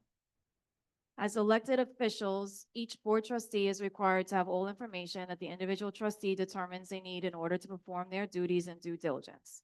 And whereas the Amityville Union Free School District external auditor is appointed by and reports directly to the Board of Education, therefore be it resolved that the external auditor, Cullen and Zanowski LLP, is hereby directed to provide each Board of Education trustee directly via their individual board member district email no later than October 21st with the following regarding the AUFSC current fiscal budget. Provide an analysis of where the $8.5 million excess funds came from as referred to by Dr. Talbert's September 26, 2025 memo to the Board of Education. Provide professional opinion that all required monies had been encumbered for the year when we were told that there was a $6 million shortfall and we are now told there is an $8.5 million in excess. Provide professional opinion whether or not these excess funds is a result of poor fiscal management or lack of required controls or non-compliance with current internal controls.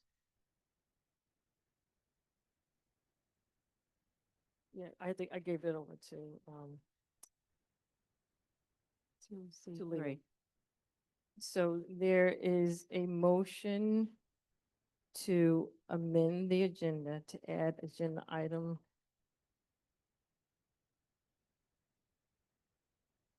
2C3. Right. So the motion is, there's a motion to amend the agenda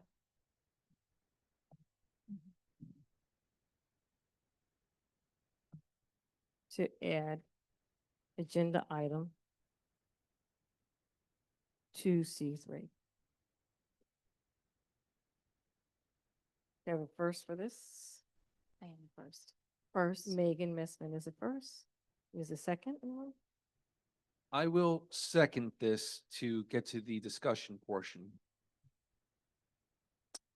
Discussion. Could I ask Megan how many more resolutions you have for this evening? A few. Okay, I thought that we did. Just speaking to the mic, please. I'm sorry, I thought we did agree to receive these resolutions before we went into open session, so we wouldn't have, we could look at them before we decided to vote. Yes, So now we're gonna we go said, through 6 or 7 more resolutions? I don't support it. I'm sorry. No.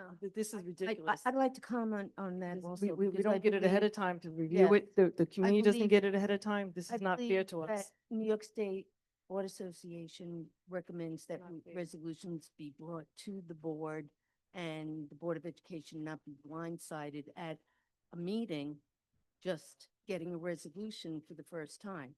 I also believe that council may comment about resolutions should be provided to the board ahead of time for review. There's absolutely no reason for a Board of Education member not to act as a team member and allow the Please, rest no of comments the from the, board please, no responses, nothing from the community. Thank you. to have time to review and realize a motion being brought to the table. It is not good business. It is not effective. It is not team building, and it has got to stop. It is not the way a Board of Education should be ran. It's not are you fair. asking a question of legal? Because I believe that of Robert's rules, you can bring an resolution. We did just reference policy. It's in the policy. Board of Education members can bring resolutions. I think that you all saw that I was catching up on board work today. I was writing emails during my workday, catching up. So this is a resolution that I'm bringing to the table for the Board of Education during a Board of Education meeting that where I'm asking that the external auditor to provide additional detail. They're going to be here next week.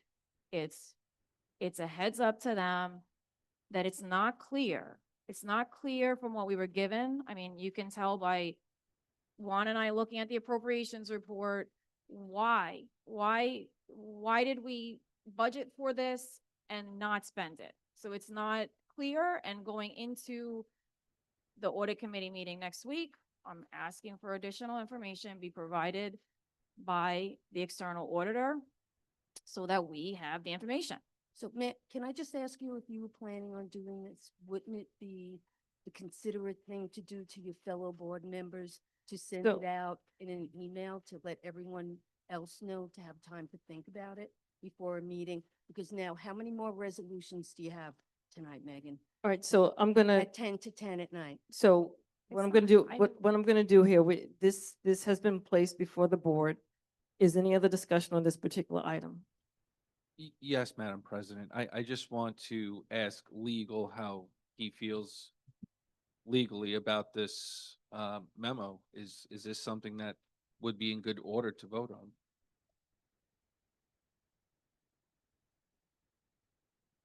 I'm not sure I'm clear on your question, Juan. My question is this legal? Is the resolution legal? You're just asking? Yes. Okay. Uh, So, uh, you have an external order. The external order has a contract. And the job of the external order at this time is to audit your fiscal statements, your financial statements. In my opinion, this resolution is beyond the scope of the stated work for an external auditor at this time. This would require an amendment of their contract and would be beyond the scope of their current work. They have an obligation to audit your financial statements. That auditing process requires independence, and in my experience, they are not charged with the analysis or the professional opinions that are required or requested by this resolution. Understood. Megan, would it satisfy you if our Assistant Superintendent for Finance would go over the appropriations report with us and have it on the screen at the next meeting? Would that satisfy you? So the intent would be to have a third party look at it. And it's another set of eyes looking at how did you budget each line? How did you spend each line? And why did you not spend what you budgeted for? So I think it's sort of common practice to have an outside entity looking at it. I think that's what an external auditor is. And if it were to cost an additional fee, that they can come back and tell us that. Okay, any other discussion on this item? All right, so the motion is to amend the agenda to add agenda item 2C3. All those in favor for adding this item? Aye. That's Juan Leon and Megan Messin. All those opposed? Aye. Aye. Aye. Motion fails to amend the agenda to add this item. Anything else you want to add before we keep going? Well, yeah, I do. So I guess I'll just read them. I won't hand them out so that you can vote No, them we down. need to hand. You want me to hand them out? Yep, we need to see them. You might as well give them all at one time. Okay. All right, 2C3, No, it's actually 2C4. 2C4. Regarding the John Deere tractor, missing, I passed it that way, missing August 2025. I move as elected officials, each board trustee is required to have all information that the individual trustee determines they need in order to perform their duties with due diligence. And whereas the superintendent is informed by and reports directly to the Board of Education, thereby be it resolved that the superintendent is hereby directed to provide each Board of Education trustee directly via their board member district email no later than Friday, October 17th, with the following regarding the John Deere tractor that was reported by United Ag and Turf that the tractor is missing while in their possession. Date and name of the company employee that made the district aware of the tractor is missing. The name of initial Amityville employee that was made aware the tractor is missing.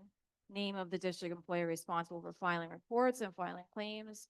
Copies of all police reports filed by the tractor repair company and all responses. Copies of all police reports filed and all responses to those reports. Copies of all insurance claims filed by the tractor repair company and responses. Copies of all insurance claims filed by Amityville and all responses to those claims. Copies of all in-district staff communications emails regarding the missing Amityville Union Free School District John Deere tractor. So Megan is a first on this. Who's a second? I will again second to get to the discussion portion. Discussion.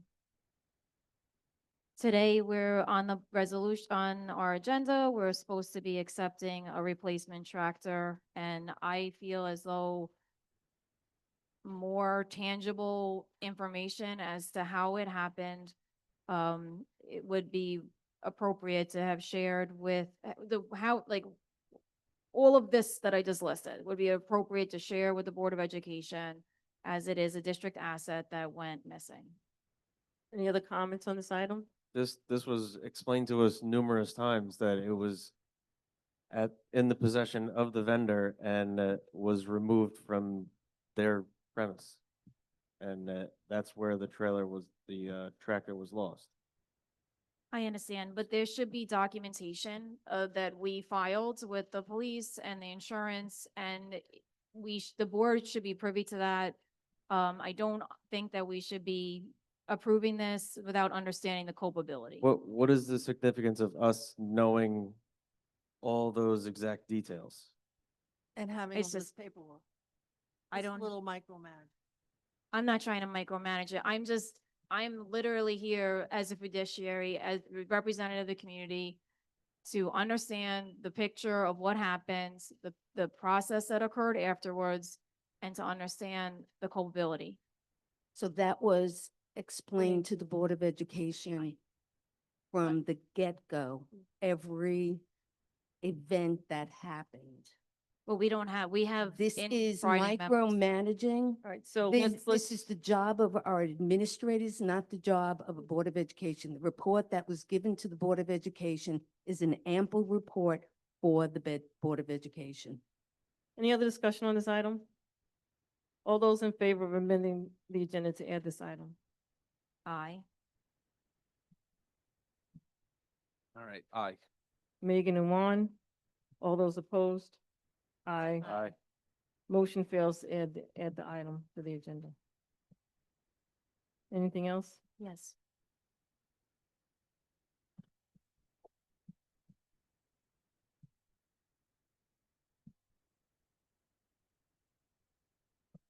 I'm sorry.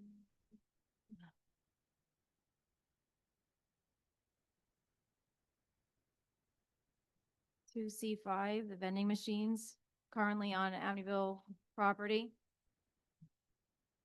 I move that as elected officials, each trustee is required to have all information that the individual trustee determines they need in order to perform their duties with due diligence.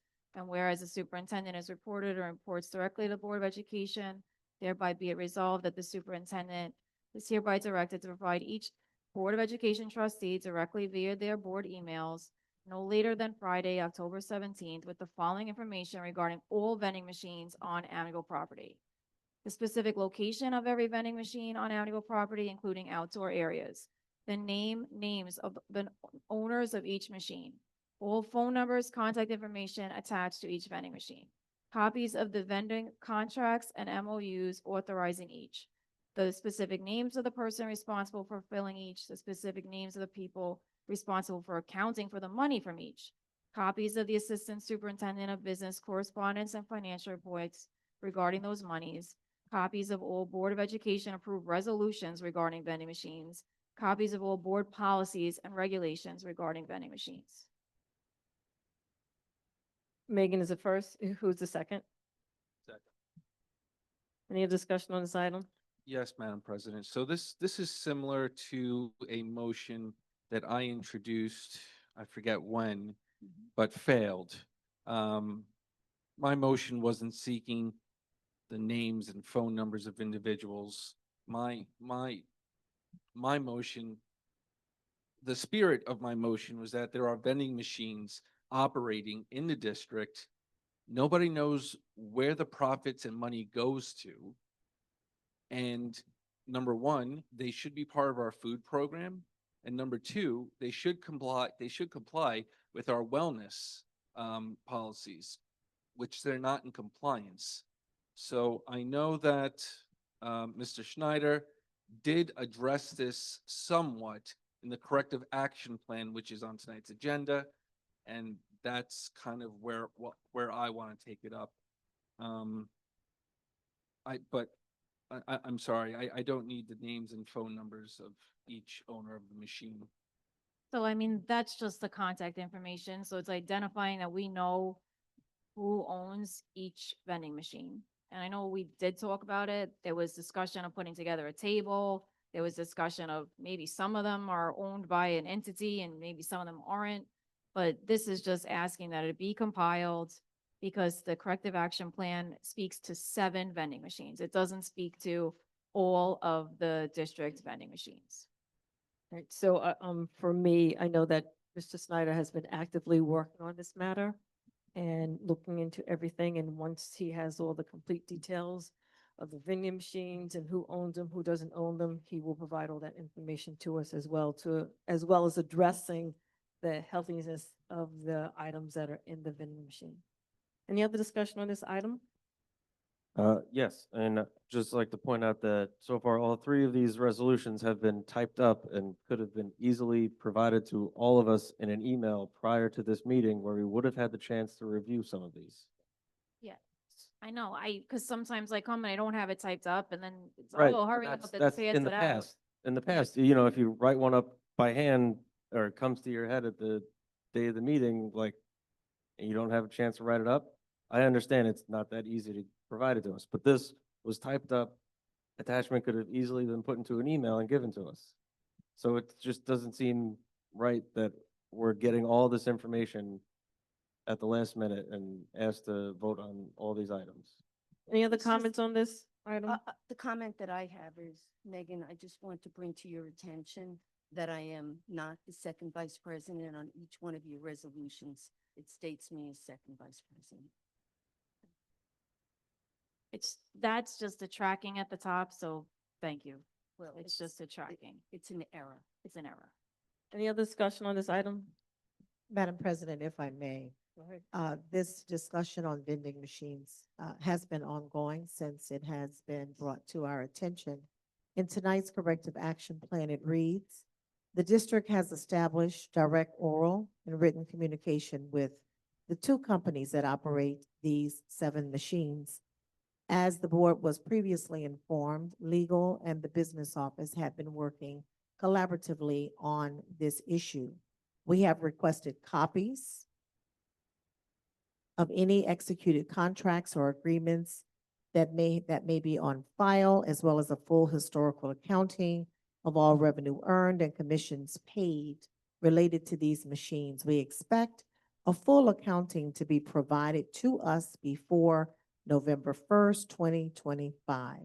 Any prospective contract for vending machines must conform to the district's wellness policy, purchasing policy, and regulations from the state of New York.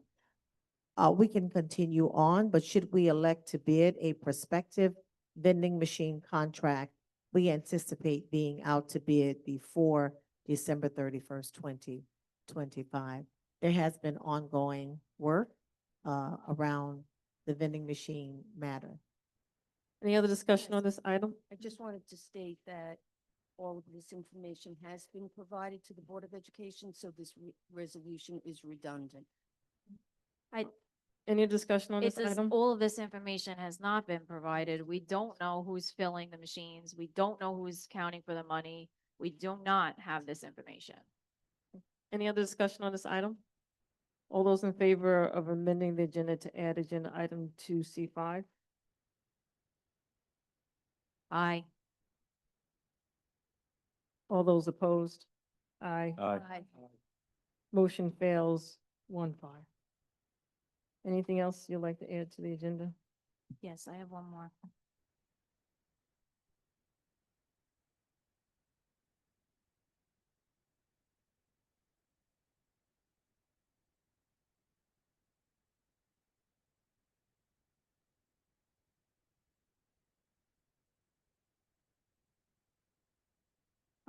I move the following resolution regarding the transportation contract for 2025.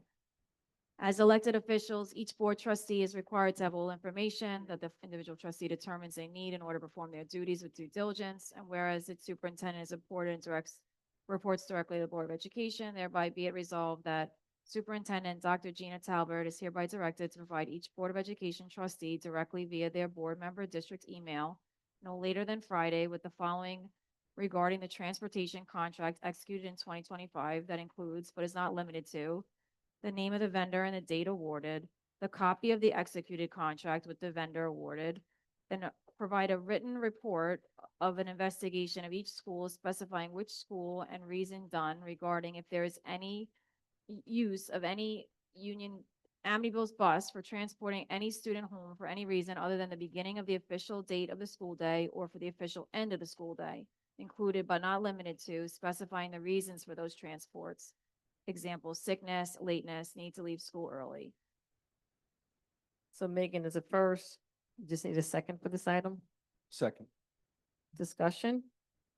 Yes, Madam President, I do find this to be valid because I do remember our previous Assistant Superintendent for Finance noting that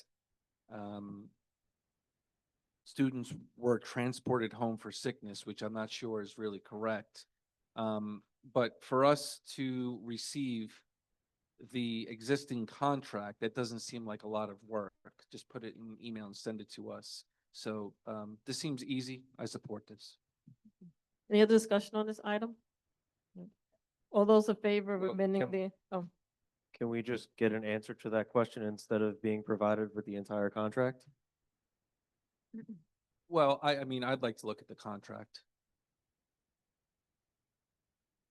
all right, any additional discussion on amending the agenda to add agenda item 2C6? All those in favor? I Aye. That's Juan Leon and Megan Messman. All those opposed? Aye. Aye. Motion fails 2-4. And Madam President, at some point, we probably should, not now, but in the future, discuss about putting, if we're allowed to put contracts on our website. Definitely our audits should be there. I think we're making more of an effort to do that, but historically as well, I think we should make a move to put that out into the public so that anyone that wants to review these things can. Thank you. I'm going down to 3B. Can I do 3B2? Does anyone need anything done separately? Let's just do that one.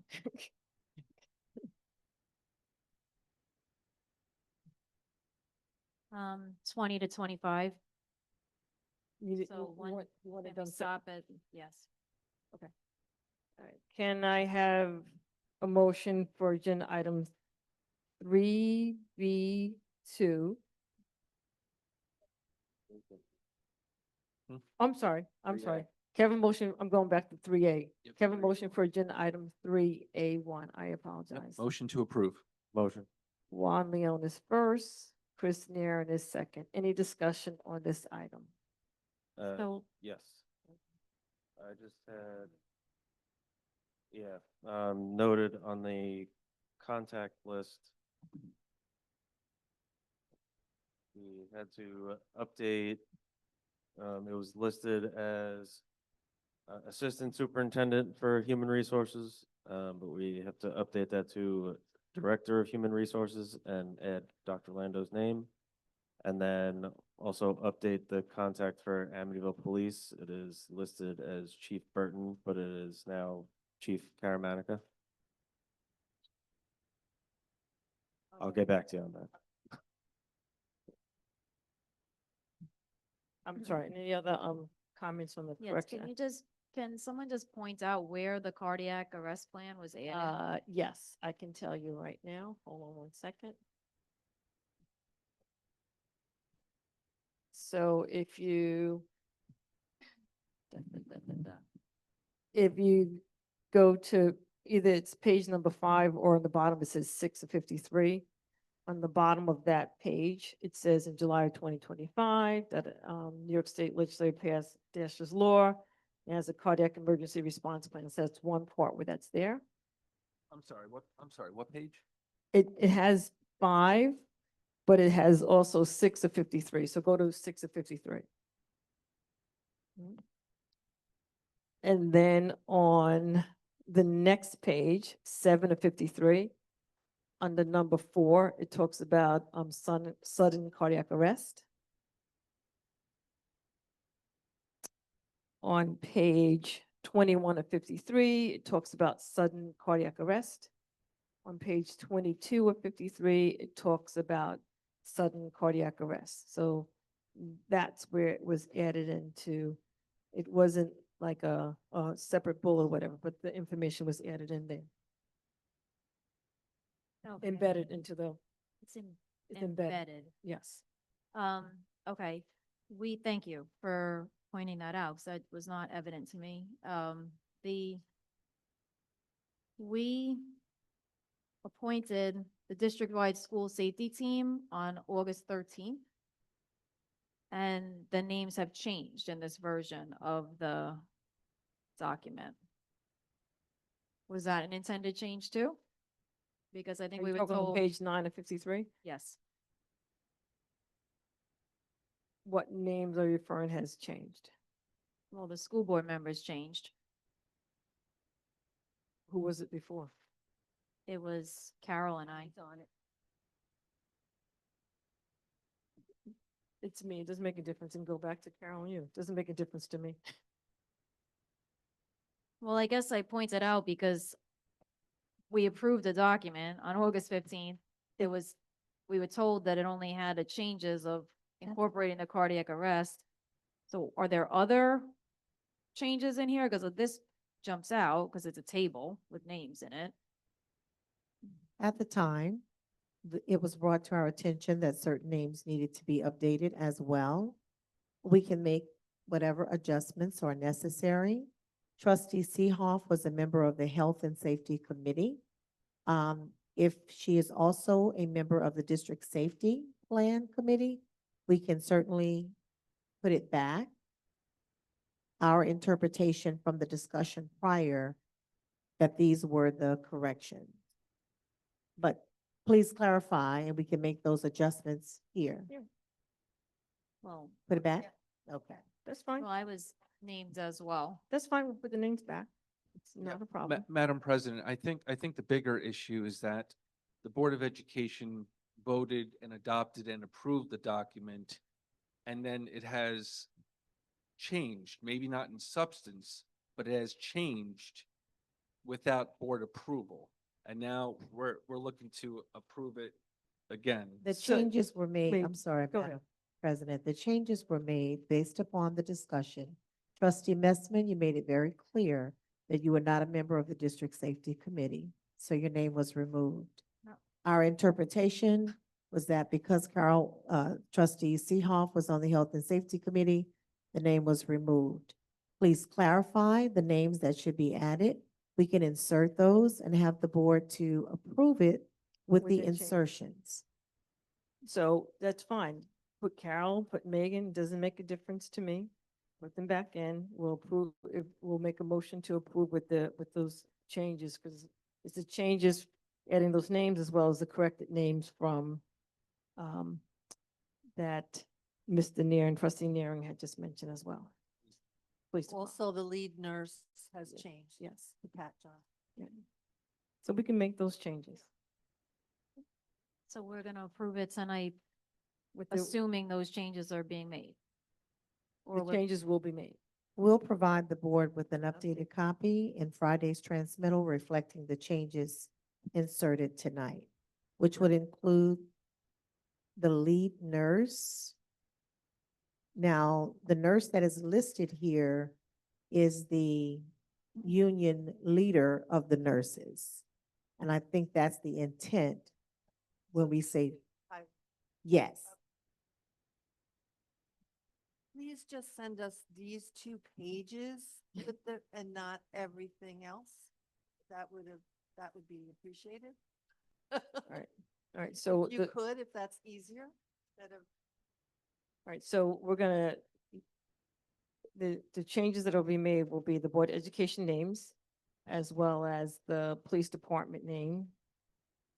And I think there was one other one, Chris, HR director. HR director, okay? I can make that title change. So can we approve as amended? Yeah. I'm just going over the changes everyone's, so, motion is to approve it as amended with those changes. Motion. Second. Hold on one second. Um, Megan.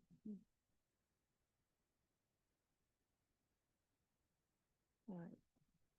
All those in favor? Aye. I motion carries 6-0. Now, can I do 3B2, where I'm going down to 3B20, you said? Yes, Have a motion for agenda items 3B2 to 3B20. 19, I'm sorry. 3B19. Motion for agenda item 3B2 to 3B19. Yep. Motion to approve. Juan Second. Leon, Megan Messman. Any discussion on these items? Hearing and seeing none. All those in favor? Aye. Aye. I motion carries 6-0. Can I do 3B20? 25. Yeah, can I have a motion for agenda item 3B20 to 3B25, please? 3B20 to 3B25. Second. Leslie Kretz is first, Juan Leon is second. Any discussion on these items? Seeing and hearing none, all those in favor? Aye. Aye. Aye. Megan, No. 5 yes and 1 no. No is Megan Messman.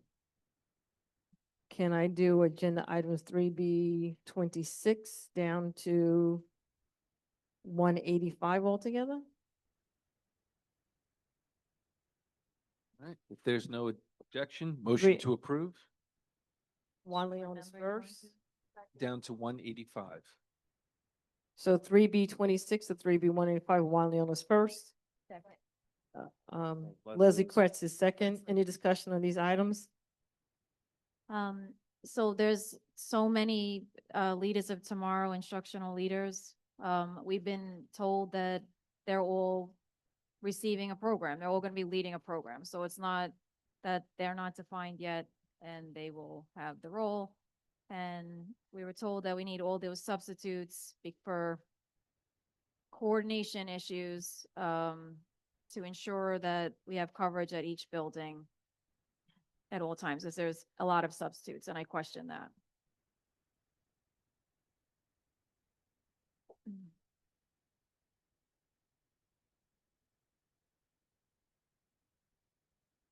What number are we going down to? 185. 85. Okay. 185.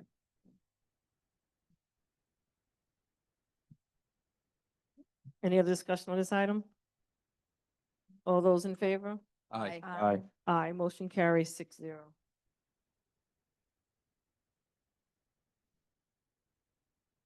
Can I have a motion for agenda item 3B186? That will also state, there's a revision to the resolution which would state the salary is prorated. Motion? Second. So that's Megan Messman is first. Chris Naren is second. Any other discussion on this item? All those in favor? Aye. Aye. Aye, motion carries 6-0. Can I do agenda item 3B187 to 3B213 altogether? I think we can go. I think you can keep going, right? Because it's intentionally blank. 14. 214's removed and so is 216. Yes. It's intentionally blank. So, John, just for clarification, if it's intentionally left blank, can I don't want to vote on that item. Yeah, just don't call it. Yeah, so 3B187 to 213. Motion to approve. Juan Leon is first. Leslie Kretz is second. Any discussion on these items? Hearing and seeing none, all those in favor? Aye. My motion carries 6-0. Can I have a motion for agenda item 3B215 to 17 and up to 220, actually, I'm gonna do 220, okay? Motion. Chris Naren is first. Carol Seehoff is second. Any discussion on these items? Hearing and seeing none, all those in favor? Aye. Aye, motion carries 6-0. Can I have a motion to amend the agenda to add agenda item 3B221, which would be for the appointment of the Director of Curriculum and Director of Curriculum, and the person's name is Dr. Jessica Kimler. And the effective date will be December 1st, 2025. Probationary period is December 1st, 2025 to November 30th, 2028, with a rate of compensation of 170. Motion. Second. Okay. All right, so Carol Seehoff is first, Chris Neeren is second. Any discussion on this item? Hearing and seeing none, all those in favor? Aye. Aye. Motion carries 6-0. Dr. Kimler, would you just kind of stand up? This is Dr. Jessica Kimler. Go ahead. All right. Welcome. Dr. Kimler, as you're stating, as you're standing, or you can have a seat at this point, we would just like to say that she has served in diverse roles, from an accomplished teacher and building principal to her current position as district testing coordinator. She is a data-driven administrator. She analyzes trends to design effective professional development for staff, engaging workshops for parents, and cohesive curriculum for students. We are enthusiastic about having her join us as we expand our college and career pathways to enhance student opportunities for future success. Welcome to the Amityville Union Free School District.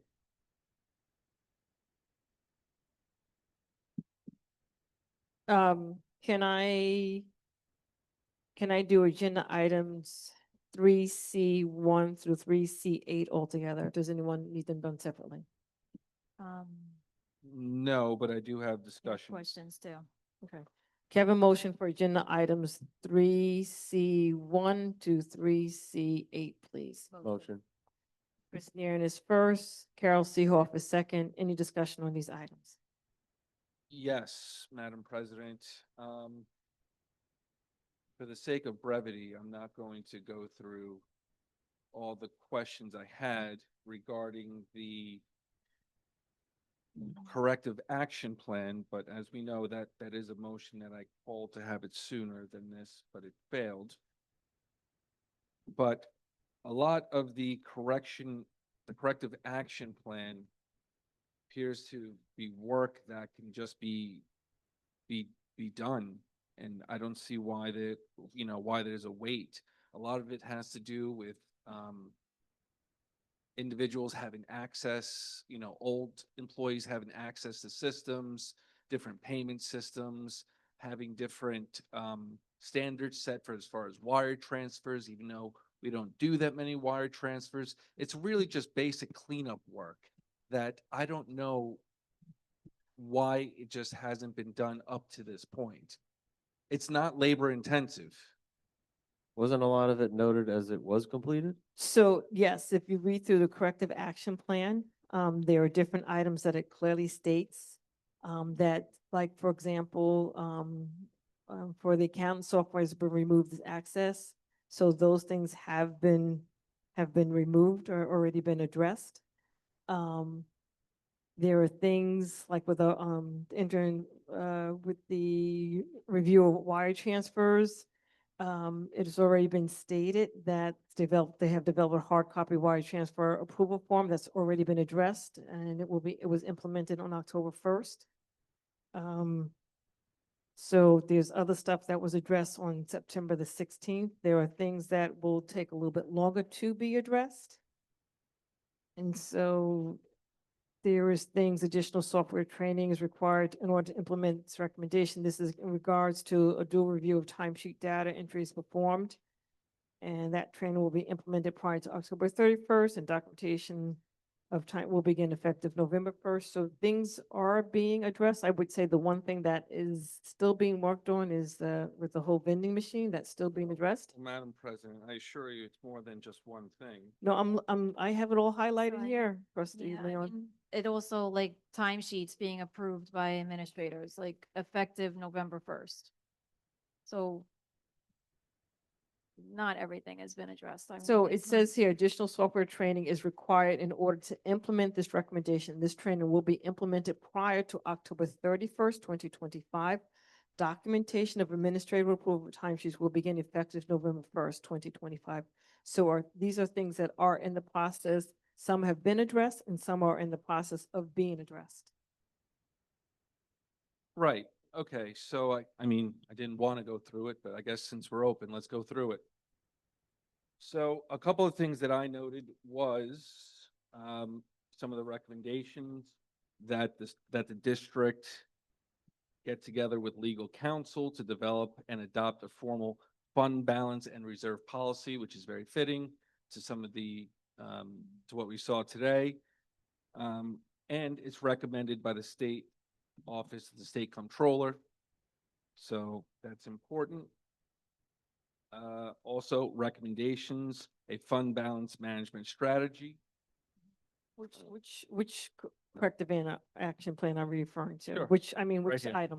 Right Which here. item? Is on the Page two, first it's not page, second numbered. page? It's not numbered. Recommendation, we recommend that the Board of Education in consultation with district management and legal counsel develop and adopt a formal fund balance and reserve policy as recommended by the New York State Office of State Comptroller. So, But the response that was provided by Mr. Snyder states that the interim assistant superintendent for finance and operation will provide the Board of Education detailed guidance on this topic before October 31st, 2025. The Board of Education, the policy committee will then develop a policy related to this topic. So it's being addressed. correct. From the beginning, ever since we received the corrective action plan, it's being worked on, it's coming, and then, you know, it's still on the way. But First President Leon, I mean, First Vice President Leon, yeah, there are things in here that have clearly been addressed. There are things that are in the process of being addressed. And so, like, for example, let's look at the first one. It talks about the different policies that need to be done. It says the Board of Education in cooperation with legal counsel and the policy committee will take appropriate action to adopt these policies no Right. later than December 31st. Well, we adopted those policies tonight. right. So there are deadlines that they're saying no later than a certain date. Some things have been addressed already. Some things are still being addressed. So to me, Madam President, those policies I obtained from NISBA and I sent them to legal counsel so that they can be reviewed and be put on this agenda. Respectfully, I move that. so congratulations. No, Vice I don't need- President I don't Leon, need- I so don't- I that, don't need a that you were the one that Madam was President, I don't instrumental in need- doing that. No, But no, no. My point is I'm this, not is even that, talking about no, that. my point is this, is that you're acting as if nothing has been done. Things are being worked on. Some things have been completed, other things are being worked on. So For something like this, it's a risk assessment. And for a district that has been very troubled in the past financially, this should take a top priority. And it okay, has. thank you. It has. Uh, It has. But And I this think can't- just based on the name of what it is, it's a plan, Plan. it's a corrective action plan. With a It's not, deadline. it's not a checklist of things that have been done. It's things that may have been done and will be done. But that's part of, the risk assessment tells us what needs to be done, Chris. Right. Yes, and that's why it's on a plan. And some of the things that has already been brought to our attention, some of the things are items that are low risk. Okay. So any other discussion on this, on the correction? Consent. Keep going. I don't want to be talking about this stuff going into the next school year, please. It's That's- all within okay. the time. Thank you. Parameters. Go ahead, trustee There's a Messman. few times, there's multiple times throughout that the response says it should be noted that no inappropriate transactions were entered into the system. So how is that verified? That's my question. Audit logs. So you went through and you Yes, personally verified? yes. Okay, thank you. Any other questions on? this? Yes, under the vending machines, it says revenue earned from these machines belongs to the school lunch fund to the extent that the revenue occurred during the official school lunch period. So how do you know when somebody buys something from the vending machine? Vending machines are on timers, ma'am. So every So- sale is logged with the time, and any sale that happens during a lunch period, that revenue belongs to the school lunch fund. And where does the other revenue go? It would belong to the general fund of the district. Okay, and you've been able to, in your investigation of these vending machines, identify that that's actually been happening? No, I'm still waiting on contracts and data from the vending providers, which they've told me that I will have by November 1st, which is also in the report.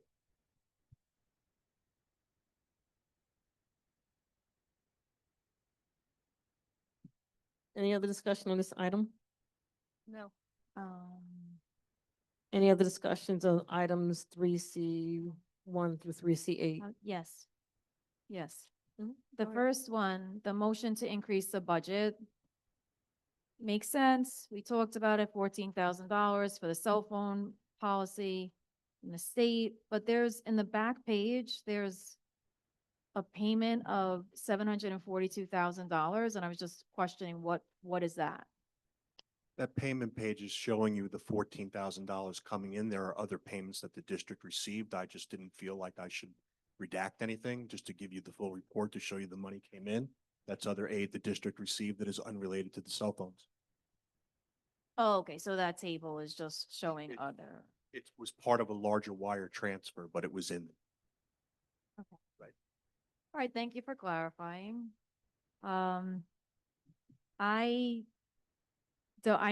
wanted to vote separately for number 3. Well, Madam President, when will the board be receiving the next update on the corrective action plan for the outstanding items?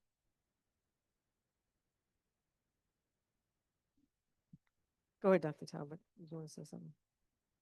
In the correction action plan, there's a response. And most of the responses have dates.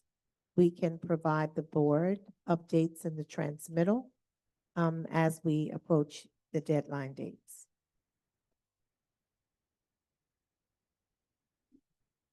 Any other questions or comments on these items? Yes, the school bus stop arm program. So I didn't realize this, but there's a proceed of $26,000, $26,775. But that we need to utilize those proceeds within 9 months, associated with bus safety. So how do we intend to do that? And did we do that last year as well?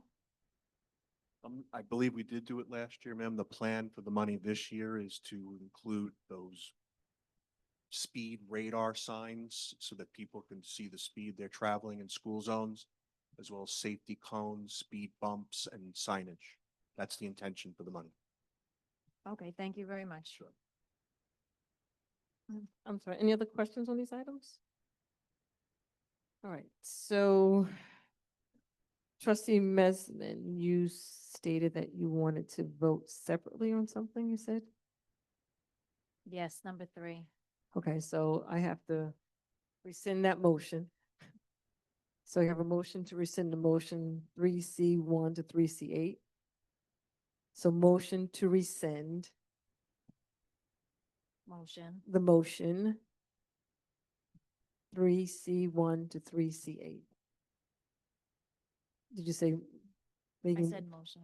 I just Or need a second. second. Second, someone? Second.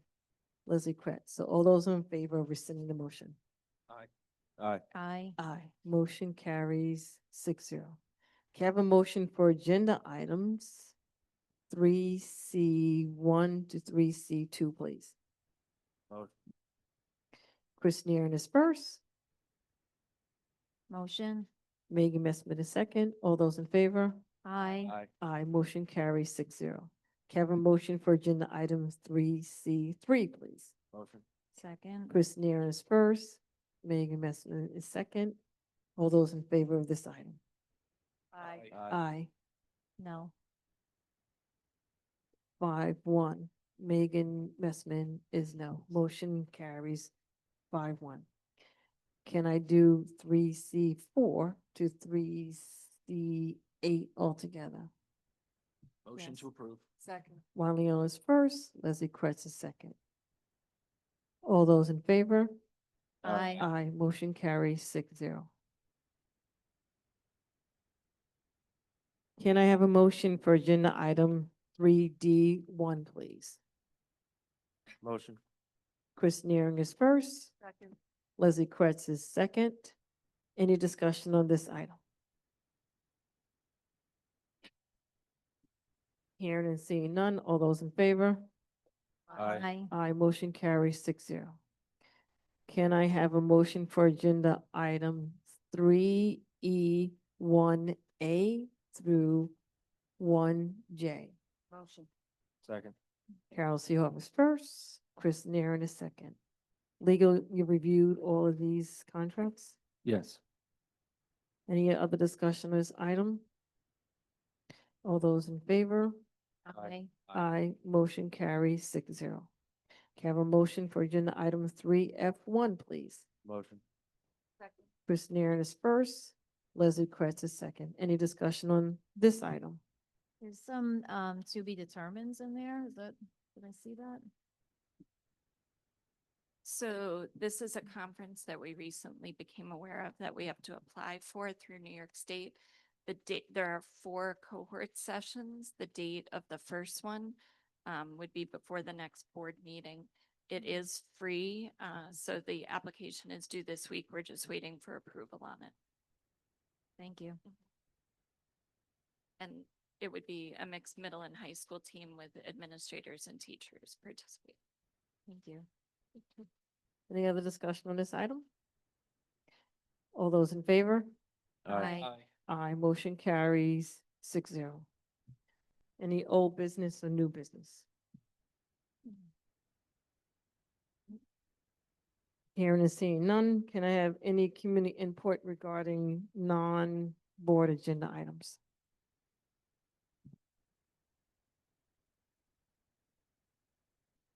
Good evening, Deborah Lee, 5 Billy Drive, Massapequa. Good evening, board members. Thank you, Board Appreciation Week. As a community taxpayer, I have to speak up because what is happening is simply not fair, and it's not right. Time and time again, we are seeing a particular trustee bring forward resolutions without notice, catching both the board and community off guard. This kind of behavior erodes trust and goes against the very principles of transparency and accountability this board should stand for. We, the taxpayers, deserve honesty So, and openness. hold on a second, form. Go ahead. So I think they Just, have, Anne Marie, just kind of pause that, please. Thank you. so my recommendation, it should, issues should be addressed to the board as a whole and to the board Right. president as a whole. Yes, you have to Not address with it. Okay. respect You to can't any s- identify any yeah. specific board. Thank you. Okay, And then also the timing, you have to do the 30 minutes. No, the 30, yeah. Go ahead. And then one thing that I did not do in the beginning is that we do have a board policy when it comes to coming to the mic and for community input on non-agenda items. And we need to start adhering to it as a board of education. There's a couple of things. One is that I'm going to start it for next month, that if someone has a question for the board, the question should be written down. And then that way it provides your information. And if you need a response, we will be able to respond back to you that way. If someone comes to the mic, they cannot talk in terms of any defamatory comments about anyone here at the board table. And so I'm requesting for everyone as they come forward, that they be respectful as they come to the mic. And if you're not respectful, then I'm going to ask you that your time with the mic is going to be over. Thank you. Go ahead. This kind of behavior erodes trust and goes against the very principles of transparency and accountability that this board should stand for. We, the taxpayers, deserve honesty and openness in every decision that affects our community and our children. When information is withheld or resolutions are rushed through, it sends a message that our voices do not matter, and that is unacceptable. I am urging the board to please consider my message, to uphold integrity, communicate openly, and to stop these last-minute surprises. Transparency with the community, absent of transparency within the school board itself, is not transparency at all. It not only reveals lack of openness, but it reinforces the conditional and selective nature of actions. True transparency is not optional. It's a responsibility. It is a responsibility to the people you serve. Please, please reconsider your actions. Thank you. You just, when you come to mic, just give your name, please. Thank you. Next person could come forward.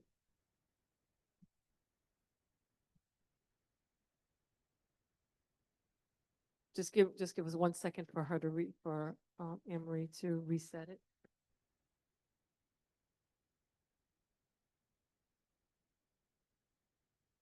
Okay, go My ahead. name's Ken Egan. I have a kind of a basic higher level question, and I'm not sure if that even can be answered. There's been a $43 million increase over the last 15 years as far as our operating school budget for the revenues coming in. Is that, do you have an opinion whether that's consistent among other school districts on the island? Is that something we can look for as being pretty consistent going forward? And could you budget against that going forward for the next 5 years, the next 10 years?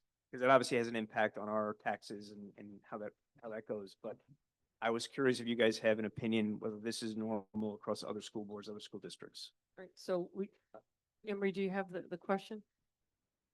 Okay, so we have the question and it may take a little bit of investigation. yeah. We'll get back. All right, Thank you. And just let us know if you can provide the best way to communicate with you the response to your question. Okay, thank you. Emery, just need to reset it again for me, please. Thank you.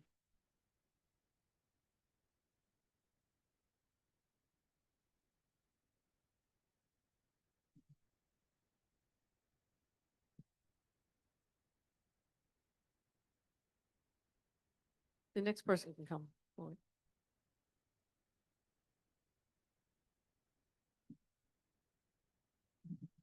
Good evening, Nakia Wolf, Amityville Teacher Association President. Just a question that I had relative to the mentors that were approved.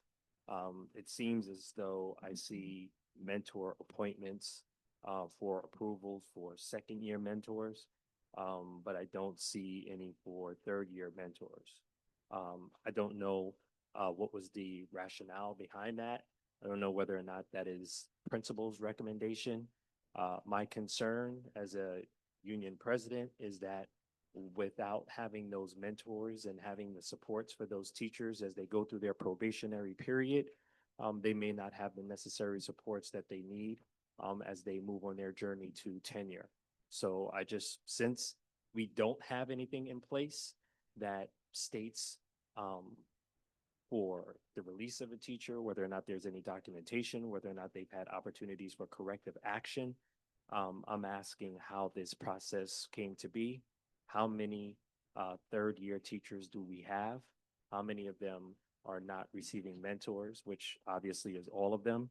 And this goes back to the resolution that was approved on June 18th of 2025, where it is that the resolution reads to eliminate the second and third year teacher mentors. But I just want to go back to what it is that I said before. That is contractual language that has been agreed upon. You can't come up with a resolution to say that you're eliminating something from our contract. So I'm wondering whether or not that resolution, which was 2C6, is going to be removed because it says now therefore be it resolved that the Board of Education hereby directs the superintendent or her designee to eliminate second and third year mentors for the 2026 school year and thereafter. Your resolution is to eliminate contractual language. So I would like for some type of response as to where it is that we go from here. And I'm requesting that this resolution be removed. So thank you. We have your question, your comment.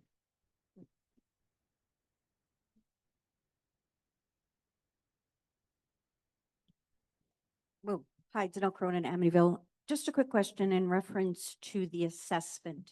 Can you verify, when was that assessment received by the Board of Education in reference to the corrective action plan? So we have your question and if you give your name and your, You don't know when the report was read to the Board of Ed? I'm taking the questions and then, I'm taking the questions and I'm being consistent. All questions that are taken, I will respond to. Okay, and then I'm going to ask a question in reference to the tractor, and maybe you can answer that to me in an email that I'll provide. Was a report, an insurance report filed by the Amityville School District? If you could answer that question, I would appreciate it. Thank you. Thank you.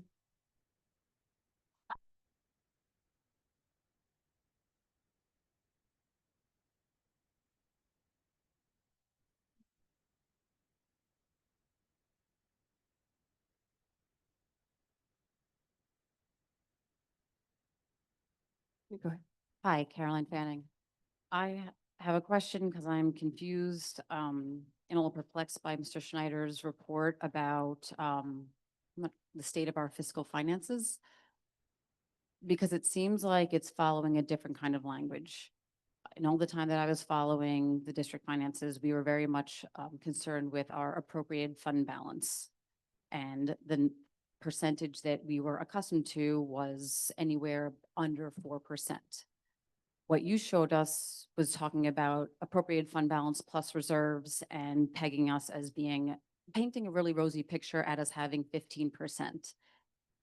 It's, to me, apples to oranges, 15%. I just don't understand how that relates to concerns we had prior. Reserves is money that we're responsible for, but really can't meddle with much. It relates to pensions and capital and things that we don't have much control over in a year-to-year basis. Trustee Messman asked, if we go over 4%, don't we have to give the money back? We do. Mr. Schneider, you mentioned other districts getting into trouble for having too much money. Ms. Fanning, you just have to address the question. I'm sorry. Yeah, thank you. Yes. Districts have gotten into trouble for holding on to too much money, which is why now the comptroller insists that we give it back once we go over 4%. A particular district that did get audited by the comptroller for going over was Freeport. And one of their tricks was, well, if we have more than 4% and we want to hold on to it, we're going to sneak it into our reserves. So now to see this report that says appropriated fund balance plus reserves is 15%, but don't worry, everything is great. It's not an accurate picture. As someone on the outside who is always worried that our appropriated fund balance was down to 0.6% 2 years ago, and we're trying to get close to 4%, but not too much because we also want to spend money on the kids. The math just isn't mathing for me. 15% isn't relevant to things that the community had heard before. So the report just didn't make much sense to me. And the idea that we're going to hold on to extra money. Oh, and apparently we underspent by $8 million. I'm sure everyone here could think of 10 other, million. 10 million? Oh, sorry. Yeah, that's a lot to underspend by. So it's not encouraging to me to hear that we're on the up and up financially. I don't speak the same language. What we heard a year ago to what we're hearing now, 15%, that's not relevant to what the comptroller says, to what Newsday reports. Speak in terms of the unappropriated fund balance. Thank you. Thank you. Any other community input on non-agenda items? Deborah Lee again. One quick question. I am asking tonight that we revisit the removal of policy 90-20-40R, which address diversity initiatives. Other Long Island schools are already taking action. Valley Stream has made progress in recruiting and retaining teachers of color with retention rates above the state average. Sewanca and Roosevelt are partnering with Adelphi University to train staff through its diversity certificate program. These steps strengthen schools and communities. I urge the board to reconsider the removal of policy 90-24 and to share a plan for how our district will recruit, hire, and retain qualified minority teachers. Thank you.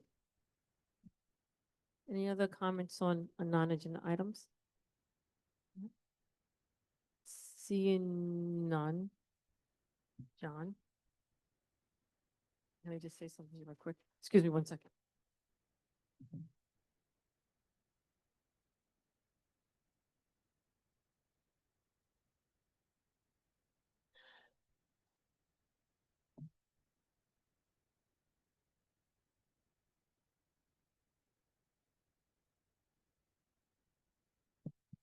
Sorry about that. Can I have a motion to go back into executive session at 10:51 for advice from legal counsel? Motion to approve. Second. Juan Leon is first. Chris Naren is second. All those in favor? Aye. Aye, motion carries 6-0. Open to adjourn the meeting, but there's no action that we're going to be taking when we come out. Thank you. I'm resuming open at 11:25.